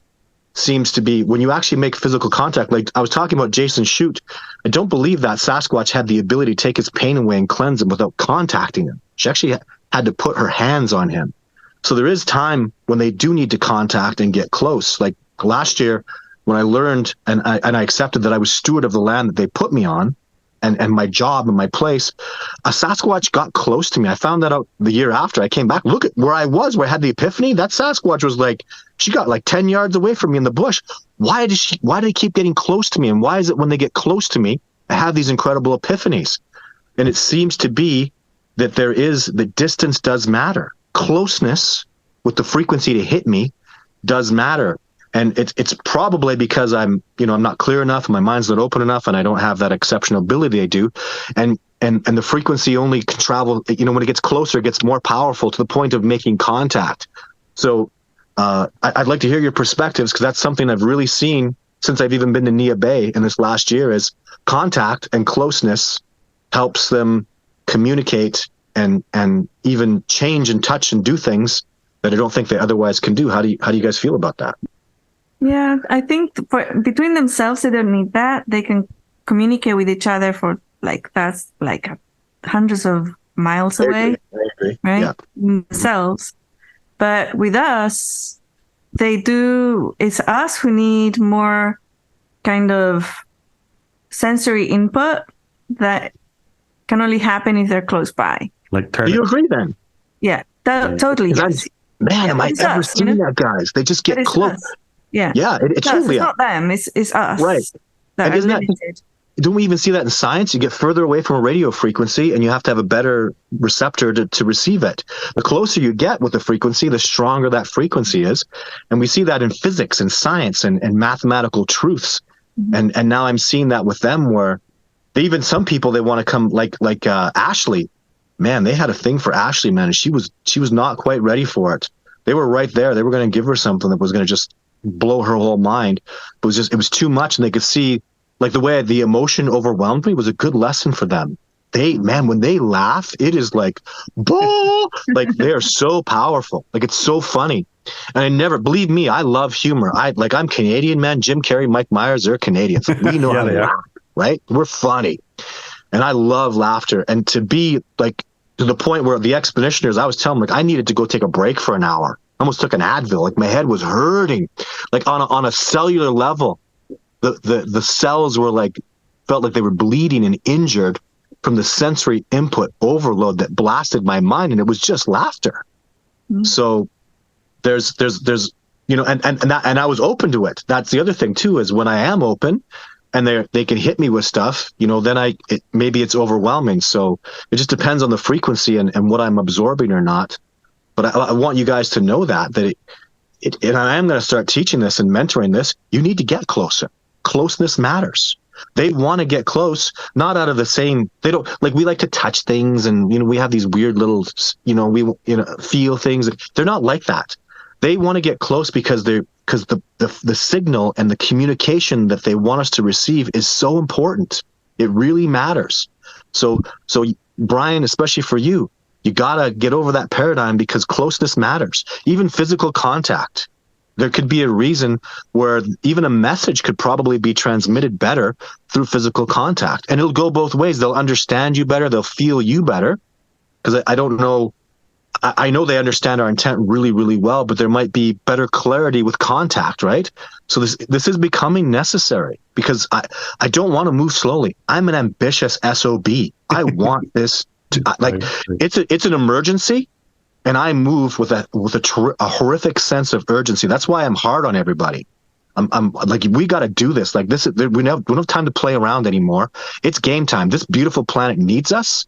And we need to fix this. And as fast as it's coming, I want it more. I am ambitious, and I want it more for you. So closeness matters, ladies and gentlemen. And it's been confirmed by my two mentors right here. It's over.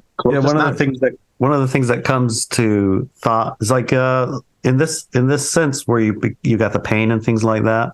Mm-hmm. One of the things is you got to understand it's energy, right? Energy, and you know how a heater works. A heater works, right? How does a heater work? Plug it into the electricity. The energy's going through the coils, right?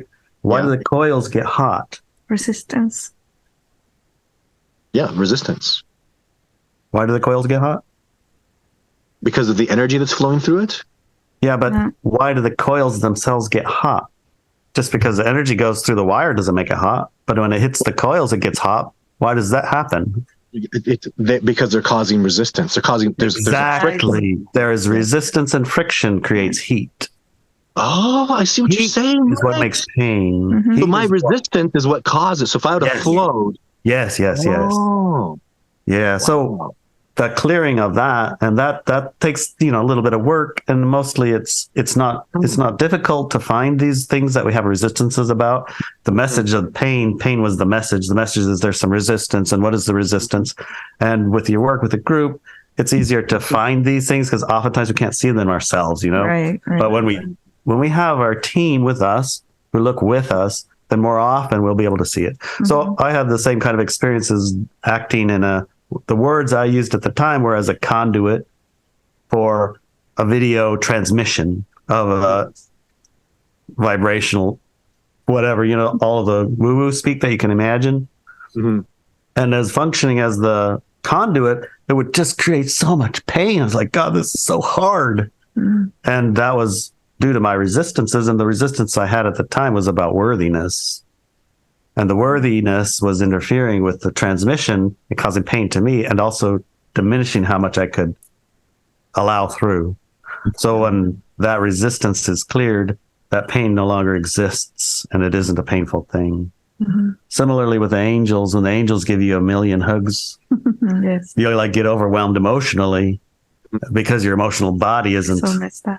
all messed up a little bit. So the emotion, just the pure emotion, puts you into tears. And, you'll mistake that sometimes for an ecstatic bliss, but it's in a resistance of your emotional body. Your emotional body needs the pipeline built and the resistance is cleared and things like that. So flow. it's You know, about I a can feel it in flow my head. thing. One of Yeah, the I can things, Even when you flow, that signal, like I'm always worried about the perception of it, but if you flow, when you hit that frequency, the frequency changes you when you perceive it and then let it go, right? Just let it move through you. well, the verse words you said where you were worried about what people would think about it or worried about this or worried about that, that worry is the resistance. Mhm. So that worry is the place that you'll start your inquiry. And when you're going to sit in meditation or you're going to sit in a contemplation space, you'll look at that energy that is. You'll use that worry. I know in the 9-speak class, there's a thing called a fear processing exercise. You just substitute the word worry for the word fear in that exercise that comes with that package. Mhm. And that's how you process that resistance that allows it to give you the information it needs to, allows it to disassemble its blocking and allow that pipeline to open up. That's part of the mind speak bundle that you have. The fear processing exercise. For us guys, I mean, for you especially, fear processing exercise is worthless. I'm not afraid of nothing. But I do worry about some things. Yeah. So instead of fear, just use the word worry. It's the same process, Or but a resistance word that even. we can, or resistance, right? Things like that. Mhm. So that can help clear that up because I'm sure they really want to laugh a lot more with you. But it's like if they can only barely laugh and express themselves without causing you a lot of pain, do you see how that will be something that they will share less of unless you take responsibility for your own resistances? Yeah. So it's same with Brian. You clear that up and then you're allowed and able to have more. And the key is, and I want to make sure we all hear this, and it's what we've been talking about so long, right?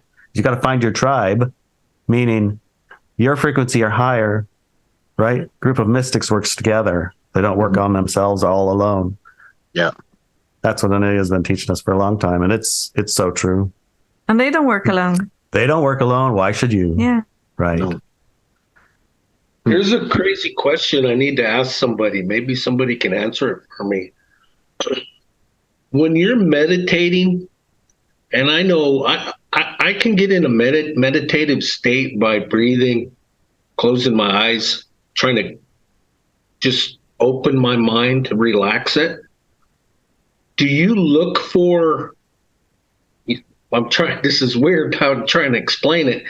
In the darkness, when your eyes are closed, I can see things, but I'm not really comprehending what they are. But I think I see things.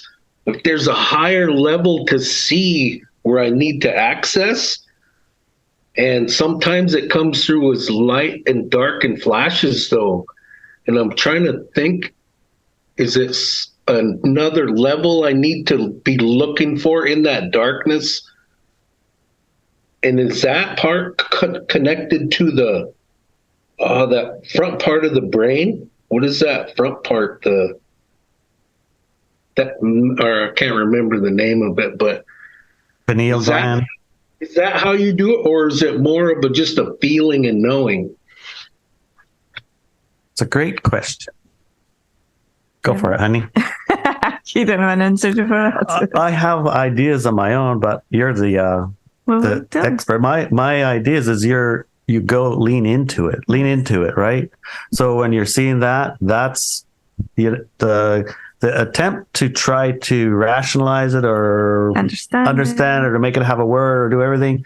That's the monkey chatter. Yeah, you just go into that stuff and let it express itself, and the expression of itself will be the answer. Trying to say like this isn't it, or it must be more than that. That's kind of what like gets in your way. Yeah. That's the whole point of then just when that happens, when the mind chatter comes back, then just focus back on the breathing. The whatever the thing is that you do as a regular practice to put you in a meditative state. Just go back to that and stay at that and allow the expansion to happen as naturally as it does without stopping it. Mm-hmm. It's like that's usually what we do to ourselves. And we've done this because we're trained to do that, because you got to remember this. The reason is because the experiences we wanted to have meant we needed to not know these other things. And this time's changing. So those are experiences and expansions of knowledge that we do need to have in order to have the new set of experiences we want. It's just our choices, right? So that's what I would say. What would you say? Absolutely. Yeah, you lean into it and you're in that moment. So if it's something flashing, you flash. Enjoy. Look. Oh, nice. Allow it to evolve. Eventually it does evolve into more flash or less flash or whatever, but we don't know because that's your own personal expansion, right? And what's funny about it is, I don't know, I could go off in so many different directions when I'm in that state. Mm-hmm. It's like everything's passing by and I'm like, well, should I follow that one or should I follow that one? It almost frustrates me when I come back to reality and then I'm like, man, what did I miss if I would have took left, or what did I miss if I would have went right? It's kind of like you remember when we had cars back in the day and you put in an 8-track or this cassette and you turned it on and it come out one speaker in the middle of the front of the car. And what I've come to understand, I guess, and with talking with you guys too, is that part of it for me is just me being a novice in trying to gain that area and understand it. I don't do it enough, I would say. You know what I mean? I'll get there, but it's just I have all these. I can't focus on what I need to focus on at that point to get it. I have too many other left, right, up, down ways where I think I need to be going. You know what I'm saying? Totally, yeah. Focusing on where I think I need to be going, I think I need that more instead of worrying about what am I looking for? Or what are you missing? What are you missing? I should have done that. Should have been there. Practice makes perfect. So yeah, definitely. And that it's totally it's practicing it. It's learning to really listen and finding your way. And don't you dare think of yourself as a novice, because that's you're putting yourself in a box, right? You're a highly evolved, exceptional being, right? On a journey. Who's to say we're novice or expert or that's human garbage, right? Just go and love it. Like, remember who you are and where you come from and how evolved you are and how exceptional you are, and take that journey and really knowing yourself, know how great this you are and how great this is, and learning to listen and have peace of mind and is such an exceptional gift, and we all have to do it. Nobody, I guess some people are more gifted than others, and I'm definitely not on the gifted end of it. I've seen people that are just born and so gifted, but now I look at it, and now I'm on the same journey as them, and maybe I'll be the guy that appreciates it more. I find that people that were just given this gift, they're both dead. They died from alcohol and they drug because they didn't take the journey. It was just given to them, and they just didn't learn how to deal with it. Now, with me being on the long journey to get to where they are, I have a much better understanding of it, a much better appreciation of it, and wisdom comes with it when you worked for it. Give a kid a car and he crashes it. Make a kid earn his car. He's out there buffing it with a diaper, right? You've got to. It's human nature. You got to earn it. You got to work for it. Love that journey, and who knows who you are and how exceptional you could be. You could be the one that makes the discovery and helps us ascend, and you are part of it. That's what Larry and Ellie were talking about, this community of it, right? You can't separate yourself from it if you decide to be a part of it. We welcome you with open arms. Incredibly grateful for all of you on this journey, and you can't be taken out of it, and you damn well know it. You're part of it, and just embrace it, right? People do that to me all the time. Well, what if they make the discovery in this? Well, first of all, the discovery is such a magnificent gift. I don't give a rat's ass who makes it. How ego would that be? I just want it done ethically. I want it done well. I don't want some ass to shoot one and this war to start between us. And I don't believe that can happen now. So I just believe it's going to be ethical, and whatever incredible being makes this discovery moves forward. Assist me and assist the world. So how can I sit there and ego go, "What, I didn't, it wasn't me"? Well, it was. You were there. You were part of it. We're all teaching Sabe, and they're all learning from us. That one thing you did with Sabe, Brian, the things that you do, Inelia, with the elk leg coming back, like, we're all a part of this. Ashley, the footprint that you found, right? Just it's all, they all learn and they all share it, and then we all do, and we all bring it back, and as a group, as a cooperation, it expands. And so just decide to be a part of it, and you are. And what a wonderful gift that is. Listen and expand and grow. So, and it's hard for me. Oh my God. I like to, here's some confession, boy. My meditation was hard in the beginning, but once I started getting it, and nature so helps me. When I'm out in the wilderness, I just get a state of Zen. Like I sleep better in the wilderness. It's ridiculous how well I sleep in the wilderness as opposed to at home. It's really ridiculous. I'm lucky if I sleep 7 hours. Doesn't matter how much I work out, how much training I do, how good I eat. 7 hours is a miracle. I go out in the wilderness, man. I just sleep like a baby for 10 hours if I wanted to, and have a good hike, good food, and just chill out and relax. It's not even sleeping. It's just the state of, I feel like a caterpillar becoming a butterfly when I sleep out there. And here it's like a battle to stay asleep, and because of all I have to accept the fact that this is a city, and there's magnetic fields and energies and 5G and all this stuff that all these people are telling me. It's very real, and and I can see the resultants in my life. So there's also the psychic noise in cities. Like other people, especially as you're opening your mind to receive more from the Sasquatch and other people. Yeah.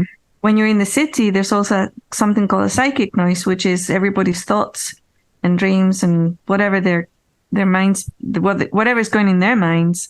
It's like a buzzy noise in a city. How do I deal with that? There's multiple ways of handling it. The most, I think the obviousest one is that you should have a house in the outside the city. But there's no other way. So for all of us in the city, we're to live in the city because you can't live more wildernessy. Then you're doing right in spending time in the wilderness. That's one of the things, because it's like somebody who's very thirsty goes out for some water. It's like charge you up. Yeah. So spending time more in the wilderness will help you. But people have asked me this. It's like they can hear the chatter in a city. What do they do? Funnily enough, one of the things that helps is those noise canceling machines, like the Bose. The Bose help, and also the white noise machines. They actually do help. It's weird.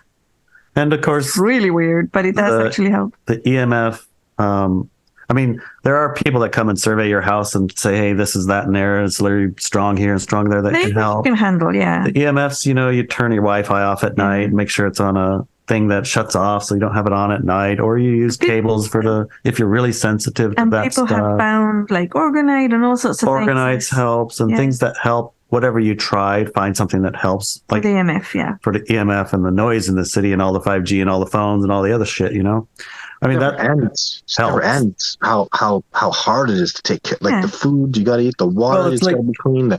Now you got to worry about the chatter. It's goddamn. I take. Well, it's 20 tough, but it's like day. that's because it's so hard to keep humans tamped down. Yes. So the whole this noise is so that you can stay asleep. Right. Is the way that you would think of it. The reason for all that noise and all that chatter and all that EMF and all that interference and all that distraction, all that other stuff is so that you don't do what you're doing. Right. Because there's a lot of people who don't want to wake up and they prefer to continue on like they are. That's their choice. Mm-hmm. In order to do that, which is the opposite of what the planet's doing, it needs a lot of work to keep it tamped down. So you're basically you're sitting where a lot of work is being done to keep it tamped down. So you have to do a little extra work to make it a little bit less tough on yourself, right? Because your higher self knows better than us what you're here to experience. Mm-hmm. Everyone around you is the same way. Their higher self knows better than us. What did they come here for? Right. That's and the noise and the mind chatter. It's like it's always been there. If you lived in a city all your life, it's always been there. It's just that now that you know what it is and you know why you don't know.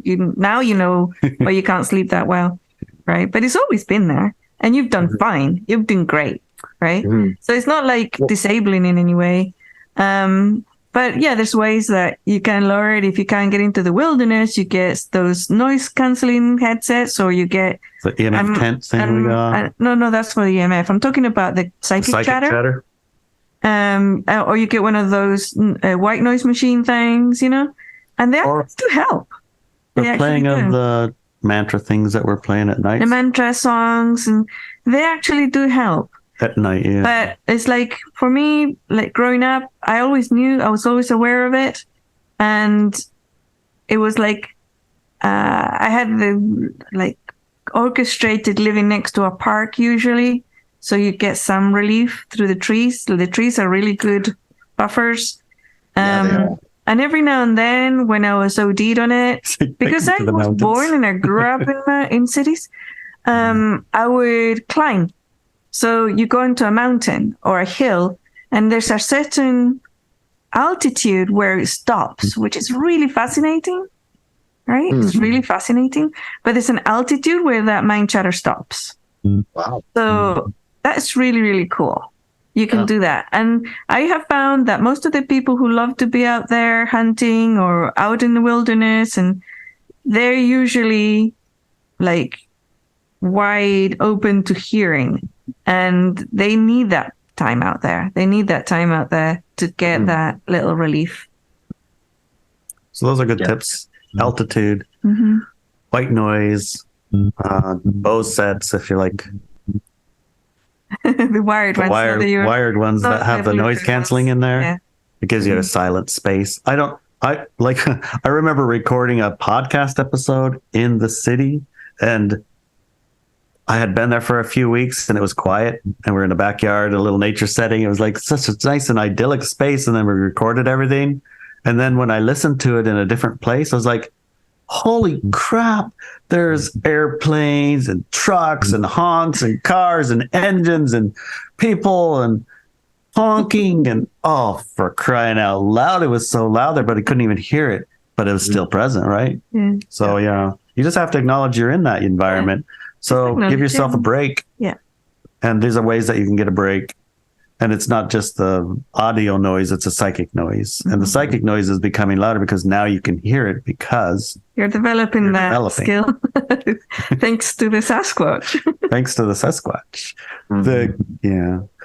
The closeness thing kind of it reminds me of an experience Fred had when we all went on our little expedition, and we went down to the lake, and we walked into the middle of the forest in the middle of the night, which I don't know, about 5 years ago, I would have said, no freaking way am I ever doing that. I mean, the first time you came out, Todd, and you said, we're going to go back here and stay in the woods backyard. I'm like, no way. Not happening. You're going to do that? Really? It was so terrifying. Just the thought of it. And then you did it, and you didn't get, killed by bear. You didn't get ate. You didn't die each time that you did it. So I was like, okay, I guess I can go check it out. It's and one day a Sasquatch came around, right? Yes, tremendous success. So, yeah. Well, Fred's little story kind of illustrated the closeness thing, because I have a little bit of fear about them too. I mean, I'm sure depending on, like Brian, depending on the day and depending on the time and the place, if it's like noontime on my front porch and they walk up in the grass, which is not a natural place and time and space for them, right, maybe I would be like a little less, scared. But at 3 o'clock in the morning, pitch black and the noises, and then there's this giant thing that has a scent to it, and that would be a bit overwhelming for me. So probably they're not going to put me through it, even though I say I want it. My body says it doesn't, right? Right. Without some more work. So when we went down there, when we went down to that point by the lake, Todd, I had scouted the area and find the place that the Sasquatch said, hey, we want, and we're ready, and we're willing to meet you here. And we can meet you here. And you brought us there, Todd. And we sat down and we spread out. Remember, we were in like a mile and a half, 2 miles back in the woods. Yeah. In the middle of the night, sitting, like, we were so far off of the road. I was like, hopefully you know how to get us back to the road, Todd, because I don't know if I can be sure that I know how to get back to the road. And you said that out loud to all the people that were there and scared the living hell out of them. Thank you. I'm in a children, Larry. I know. Larry's like, let's keep going at one point. I'm like, I don't think so. I don't think so. Confidence in this. Like, we're way too far. But Todd's like, hey guys, you do know I'm expert tracker, right? I have never gotten lost. You will be fine. I'm here. And he made everything okay. It's like, okay, let's go for it, guys. Right? You allowed us to do something that we wouldn't do on our own. No way, no way, Jose. Well, maybe Brian would, but I definitely wouldn't. So we go out there to meet a Sasquatch, right? Face to face. We're ready and we're in the spot. And I got the messages go over here, and everybody sat in their spots, and we were quiet for a while. Then at the end of it, and in the middle of it, I got the feeling that Sasquatch was there, but I couldn't see it. And I was like, it must be invisible. What's going on here? And maybe I'll pass. Yeah, it's so close. So I'll pass the story on to Fred, because he was sitting up the trail from me, and he saw what I didn't see. So can you share a little, Fred? Yeah. So what it was when the light was going. So there was light, but it was like at the end. And about 20 minutes later, it was dark and we were using flashlights. But before then, we were all sitting like in a little ravine, and there was like a little water creek trickling. And I could see the people around me, and across the creek, I think you had gone off to explore into the bushes even further. And Right. And then everybody settled in, and we kind of got quiet, and we were sitting there, and it was quiet. And then I heard some rustling kind of off in your direction. And I was like, well, I'm quiet, and I wasn't thinking about anything. And then I saw a Sasquatch coming towards me out of the bush. Your computer has been locked up. Your IP address was used without your knowledge or Sorry. Are you getting hacked, Todd? Getting hacked. What's happening? Continue. I'm listening. Continue. And so I saw it, and I was like, holy crap, I'm seeing a Sasquatch. And everyone's sitting around me. I'm not going to say anything. What? And then it's like, well, I didn't know what to do. It was big, and it was walking like towards me from across the creek. So I was like, well, everybody's around me. People are going to see this. And it came, and there was some rustling. And then after a few steps towards me, it just shrunk down, and it was Larry. and I was like, what did I just see? I just saw a Sasquatch walking towards me, and then it became Larry. And and I said, "Hey, Larry, you were a Sasquatch," and you turned into Larry. And then, well, I mean, Inelia said something after that. You can take it from there. So,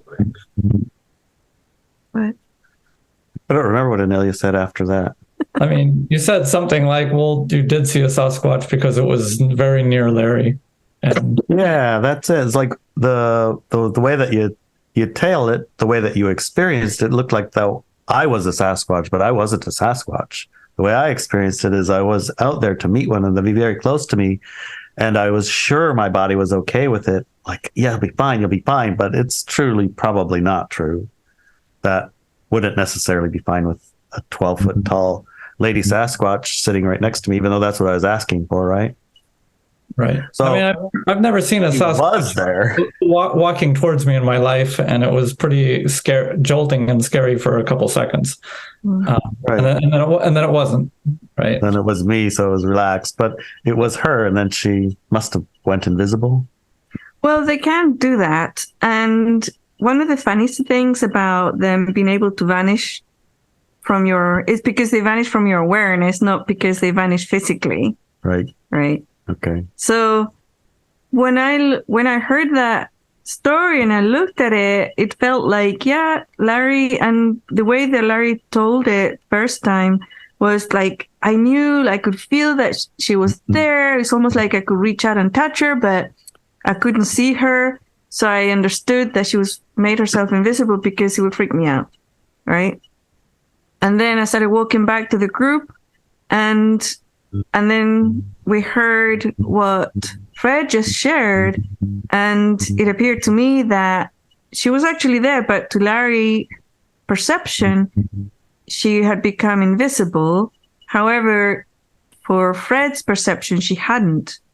And when she felt that Fred was looking, or concerned or whatever, A little freaking out. then she became invisible to him also. And in our minds, our brains are really good at translating things and making them make sense. Oh, yeah, that makes sense, right? So how can he... So for him, it's like, oh, it turned into Larry. It wasn't a Sasquatch, it was just Larry. Yeah, but how could it be? Because 12 foot tall to, regular sized human. So it doesn't logically make sense, but it's the way that our brains translate things so that they can make sense. Yeah. And it felt to me like, yeah, she was there and she was physically there, but she was very gentle in the people's perception of her presence. And we have seen that before too. Yeah, and I get so frustrated sometimes at myself, where it's like, come on, just get your shit together. You can do it. Come on. But they're more gentle on us than we are on ourselves, I guess. Yeah. Well, in that same incident, it was right after, for me, when I found that track off the path, and it was a female Sasquatch, and I was connecting with her, like as Todd was referencing earlier. And so at that time, when this was happening with the two of you and what you observed, I actually was connecting with her too. We were sitting there, and in that mind speak, I felt her saying, like, do you want to meet? Do you want to meet like now or not? I don't even think she said now. And she's like, do you want to meet like physically? And I was like, yeah, that'd be really nice sometime. Sometime, not now. Right now. Exactly. And later I was so like, what? Why? But in the moment it was just clear, like, you could say my subconscious or whatever, right? It was like just that I wasn't ready yet to meet. And so there was a little bit of that frustration later, like, dang, I had this opportunity. She asked, and I said, sure, some other day, that'd be nice. Like, not like I didn't even catch that it could be right now. Like, let's do this now, which is the whole reason why we were there. Literally right there, huh? Literally right there. And I'm like, yeah, that'd be great someday. So I didn't see her at all. And that expedition, that was set up weeks ahead of time. Todd said, hey, I'm coming. And the Sasquatch, oh, Todd's coming. And the signs everywhere. Hey, Todd's coming. We're excited. And then go find a spot for you guys to meet up. Let's find a spot that we can meet up, that everybody can be at. It's safe, it's clear, it's whatever. And I mean, I explored all over the dang place, and there was only one place. Even this other place next to it, it's like, no, not there. Here, we went where we agreed to go, and we were, we did meet Sasquatch, but I didn't see it. Fred saw it, and you got clearly, yeah, you want to? Yes, later. Someday, maybe. And Cara, you had that was when I gave you hell that day, remember? Oh yeah. Oh, yeah. Kara caught the full force of Fred. Todd's wrath. That's right. Well, actually, it's a good point because I remember on the expedition, I was very ego triggered for reasons I can't even remember. But the point is like when you're triggered, your awareness shrinks, and like it's all about me, myself, and I, and poor me, and whatever, right? And I remember going through this expedition, like Larry said, we had set up all this time to like orchestrate it weeks in advance. Then here I am, and this great opportunity, like freaking triggered. It's like, and then I got mad because I'm triggered, and it just spiraled, right? But anyway, it was a good learning because it was very tangible about how when we're so self-absorbed, like it's really hard to connect. And that's when Todd was like, Kara, what's going on with you? Like, what are you? Like, come on. Like, you're not at your A game. What's going on? And started to like look at it, and I was like, oh yeah, you're right. I'm like not in my A game at all because of this drunken awareness. And then we had a really cool exercise, which helped me get out of it, where there was this tree that was logged. It was cut down like probably years before, right? And I did notice that there were some branches that were put onto that stump, very obviously Sasquatch. But I got curious, and I was like, why did they put branches on this stump like in such an unusual way? It wasn't a star, it wasn't a break, it was like different. And they're like, well, what do you think? Tap into it, feel into it. I was like, okay, knowing that it was difficult at the time, right? And what we saw, and what Todd, you helped me see, and we talked about it and expanded that, using our strength, right, to expand our awareness. We saw that, there was the Sasquatch that really loved playing in that tree, and that there were other family connections with the tree. And, he saw like the loggers come and take it down, and, it can be upsetting. The ways of man aren't always like clear, and, that's why they think we're infected and possessed and all these things. But it was almost like putting those branches was like a sacred way of recognizing the connection, as well as even making like a, what do you call it? Like a, not a ritual, like a remembrance, or like a mark of remembrance in a way, which was interesting. And that was such a great thing to explore together. So I'm glad you gave me hell that day, Todd, because it was you're pissing me off. But you know what too that I felt is, so you had the gift of revealing that information. What I felt is, I felt the Sasquatch going, how beautiful is that for her to be recognizing that? Like when you care enough to perceive those beautiful gifts of them, you become a part of that. And then and so even I felt like, to be honest, I felt like Sasquatch was like, she's just not getting it, and it's upsetting us. And then when you got it and you showed what you were really capable of, because they know, they were just you need to understand, it really touched them. Like they were touched by it. They were like, wow. And because you literally shared in their experiences and their feelings that they had left behind in that energy. And that's the purpose of it, right? And to share in that and partake in that, to put that energy out there and to recognize it is beautiful and connecting. And I'm telling you, they're never going to forget that, right? And there's multiple individuals that had that love and reverence for that being, and that one Sasquatch that had that special tree is not there anymore. So there ain't even a remembrance of him, right? So it's really it's so important that all of us bring our A game. Like I love you guys, and I have so much fun. Nia Bay is so important to me, but we have stuff to do. Like, we got to get our A games on. You guys need to be. So now that I'm bringing this information to you, that closeness matters, connectivity matters, contact matters, you guys got to get over these horse manure paradigms. You got to stop seeing them for what you think they are and start seeing them for what they are. How dare you judge them by their physicality? You don't judge me by that. I don't judge you by that. You don't dare judge them by that. See them for who they truly are, like their the essence, the energy, the frequency.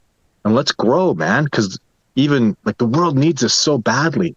You got to be a little scared, aren't you? Like, aren't you a little scared? Like, even in this conversation, I'm thinking, man, most people live in the cities and are subject to all this crap and can't sleep properly, you know. And how do we help them? This is the only way I know to help and fix anything. You know, like people aren't you worried about the chemtrails? Don't you do this with the environment? This is what I do to fix that. This is the only thing I do to fix that. And this fixes it. When we're truthful and honest and integrity is out there and nobody can lie anymore, we can all sit there and go, Biden, you're a liar. We can see you. What you're saying out of your mouth is untrue. Who's telling the truth? Oh, you're telling the truth. You go lead us. Like, I want a leader to stand in front of us and not to say a goddamn word. Just to speak to us. And then we'll all go, oh, wow, he's going to work. Oh, man, you're going to do good things. There's no voting. That's corrupt, too. We can just go, you're the one. Go do it. Like, you're amazing. Go do wonderful things for this beautiful land that we live in. And that's what we're all working for, 100%. So it is important. And if we dick around, if we have these stupid paradigms, if we don't see things appropriately, it's going to take a lot longer. And I can't tolerate that. I'm only around for so long. And I'll tell you, there are men like John Benedigo. I love that man. I remember him looking at me one day on camera saying, and, you know, I'd hope this discovery would happen in my lifetime. And I remember thinking, you're a wonderful man. Of course it will. And it didn't. He's gone. And that's not me. I'm going to look back and I'm going to say, wow, this discovery happened and I busted my ass and I worked for it and I fought for it and I made it happen and I didn't make excuses. And that happens masculine and feminine, right? So you guys need to get ready. I'm coming to Nia Band. I'm coming every year and I have new information I'm not talking about. When I see you all, we're going to have a sit down. I got some stuff to show you guys. Nice. So you better have goosebumps. Because I'm going to show you guys something that I don't think any of you know about. This is like next level. This is imagine how important. Is it a little important that we make carbon dioxide and the trees absorb that? And they make oxygen for us to live? Oh, I found something else out that's that important. And wow. people aren't recognizing it. Sabe taught me that this year. And I'm going to show you guys the undeniable proof of that there's another thing going on out there that we don't know about that's extremely important.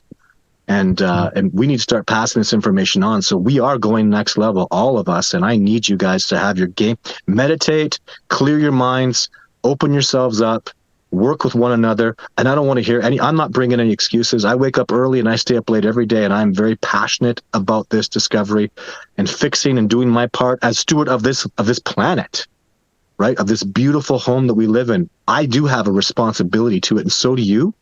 And I expect you all to have your game faces on because I won't tolerate anything less. And I make no apologies. Nice job. Sounds like we got our orders. Perfect. That's a perfect way to end the podcast, I think. Thank you, too, Todd. Todd. You got our march orders. Nice. Awesome. And we'll be seeing you anyways from the time this posts, a couple of days. Yes. So, we're going to get our marching orders in person in a couple of days. Yes. And I can't wait for it. Yeah. Thank you. This has been I appreciate your awesome. help. Todd, please tell us where our listeners can find you. DiscoveringBigfoot.org. You can just Google my name, Todd Standing. I don't know. You know what? You know what I'm going to say now? The truth is, you want to get to me, you got to manifest. That's how every day. Nice. Figure it out. Figure it out. Figure it. If you're powerful enough, you can manifest me. So go to work, get it done. I have thousands of people that want to come on expedition with me. I have tens of thousands of people that have questions for me, and only the ones that manifest it get it. And I'm telling you, it's a miracle. How people, I can't believe you called me. Well, you manifested it, sir, and you're ready. Go manifest. Yeah. Good job. Good job. And while you're out manifesting, you can find us and more episodes of Driving to the Res at drivingtotheres.com/Sasquatch. All right. So we'll see you there. Bye, guys. Yay. Thanks for Bye, joining. guys. Thank you. Bye.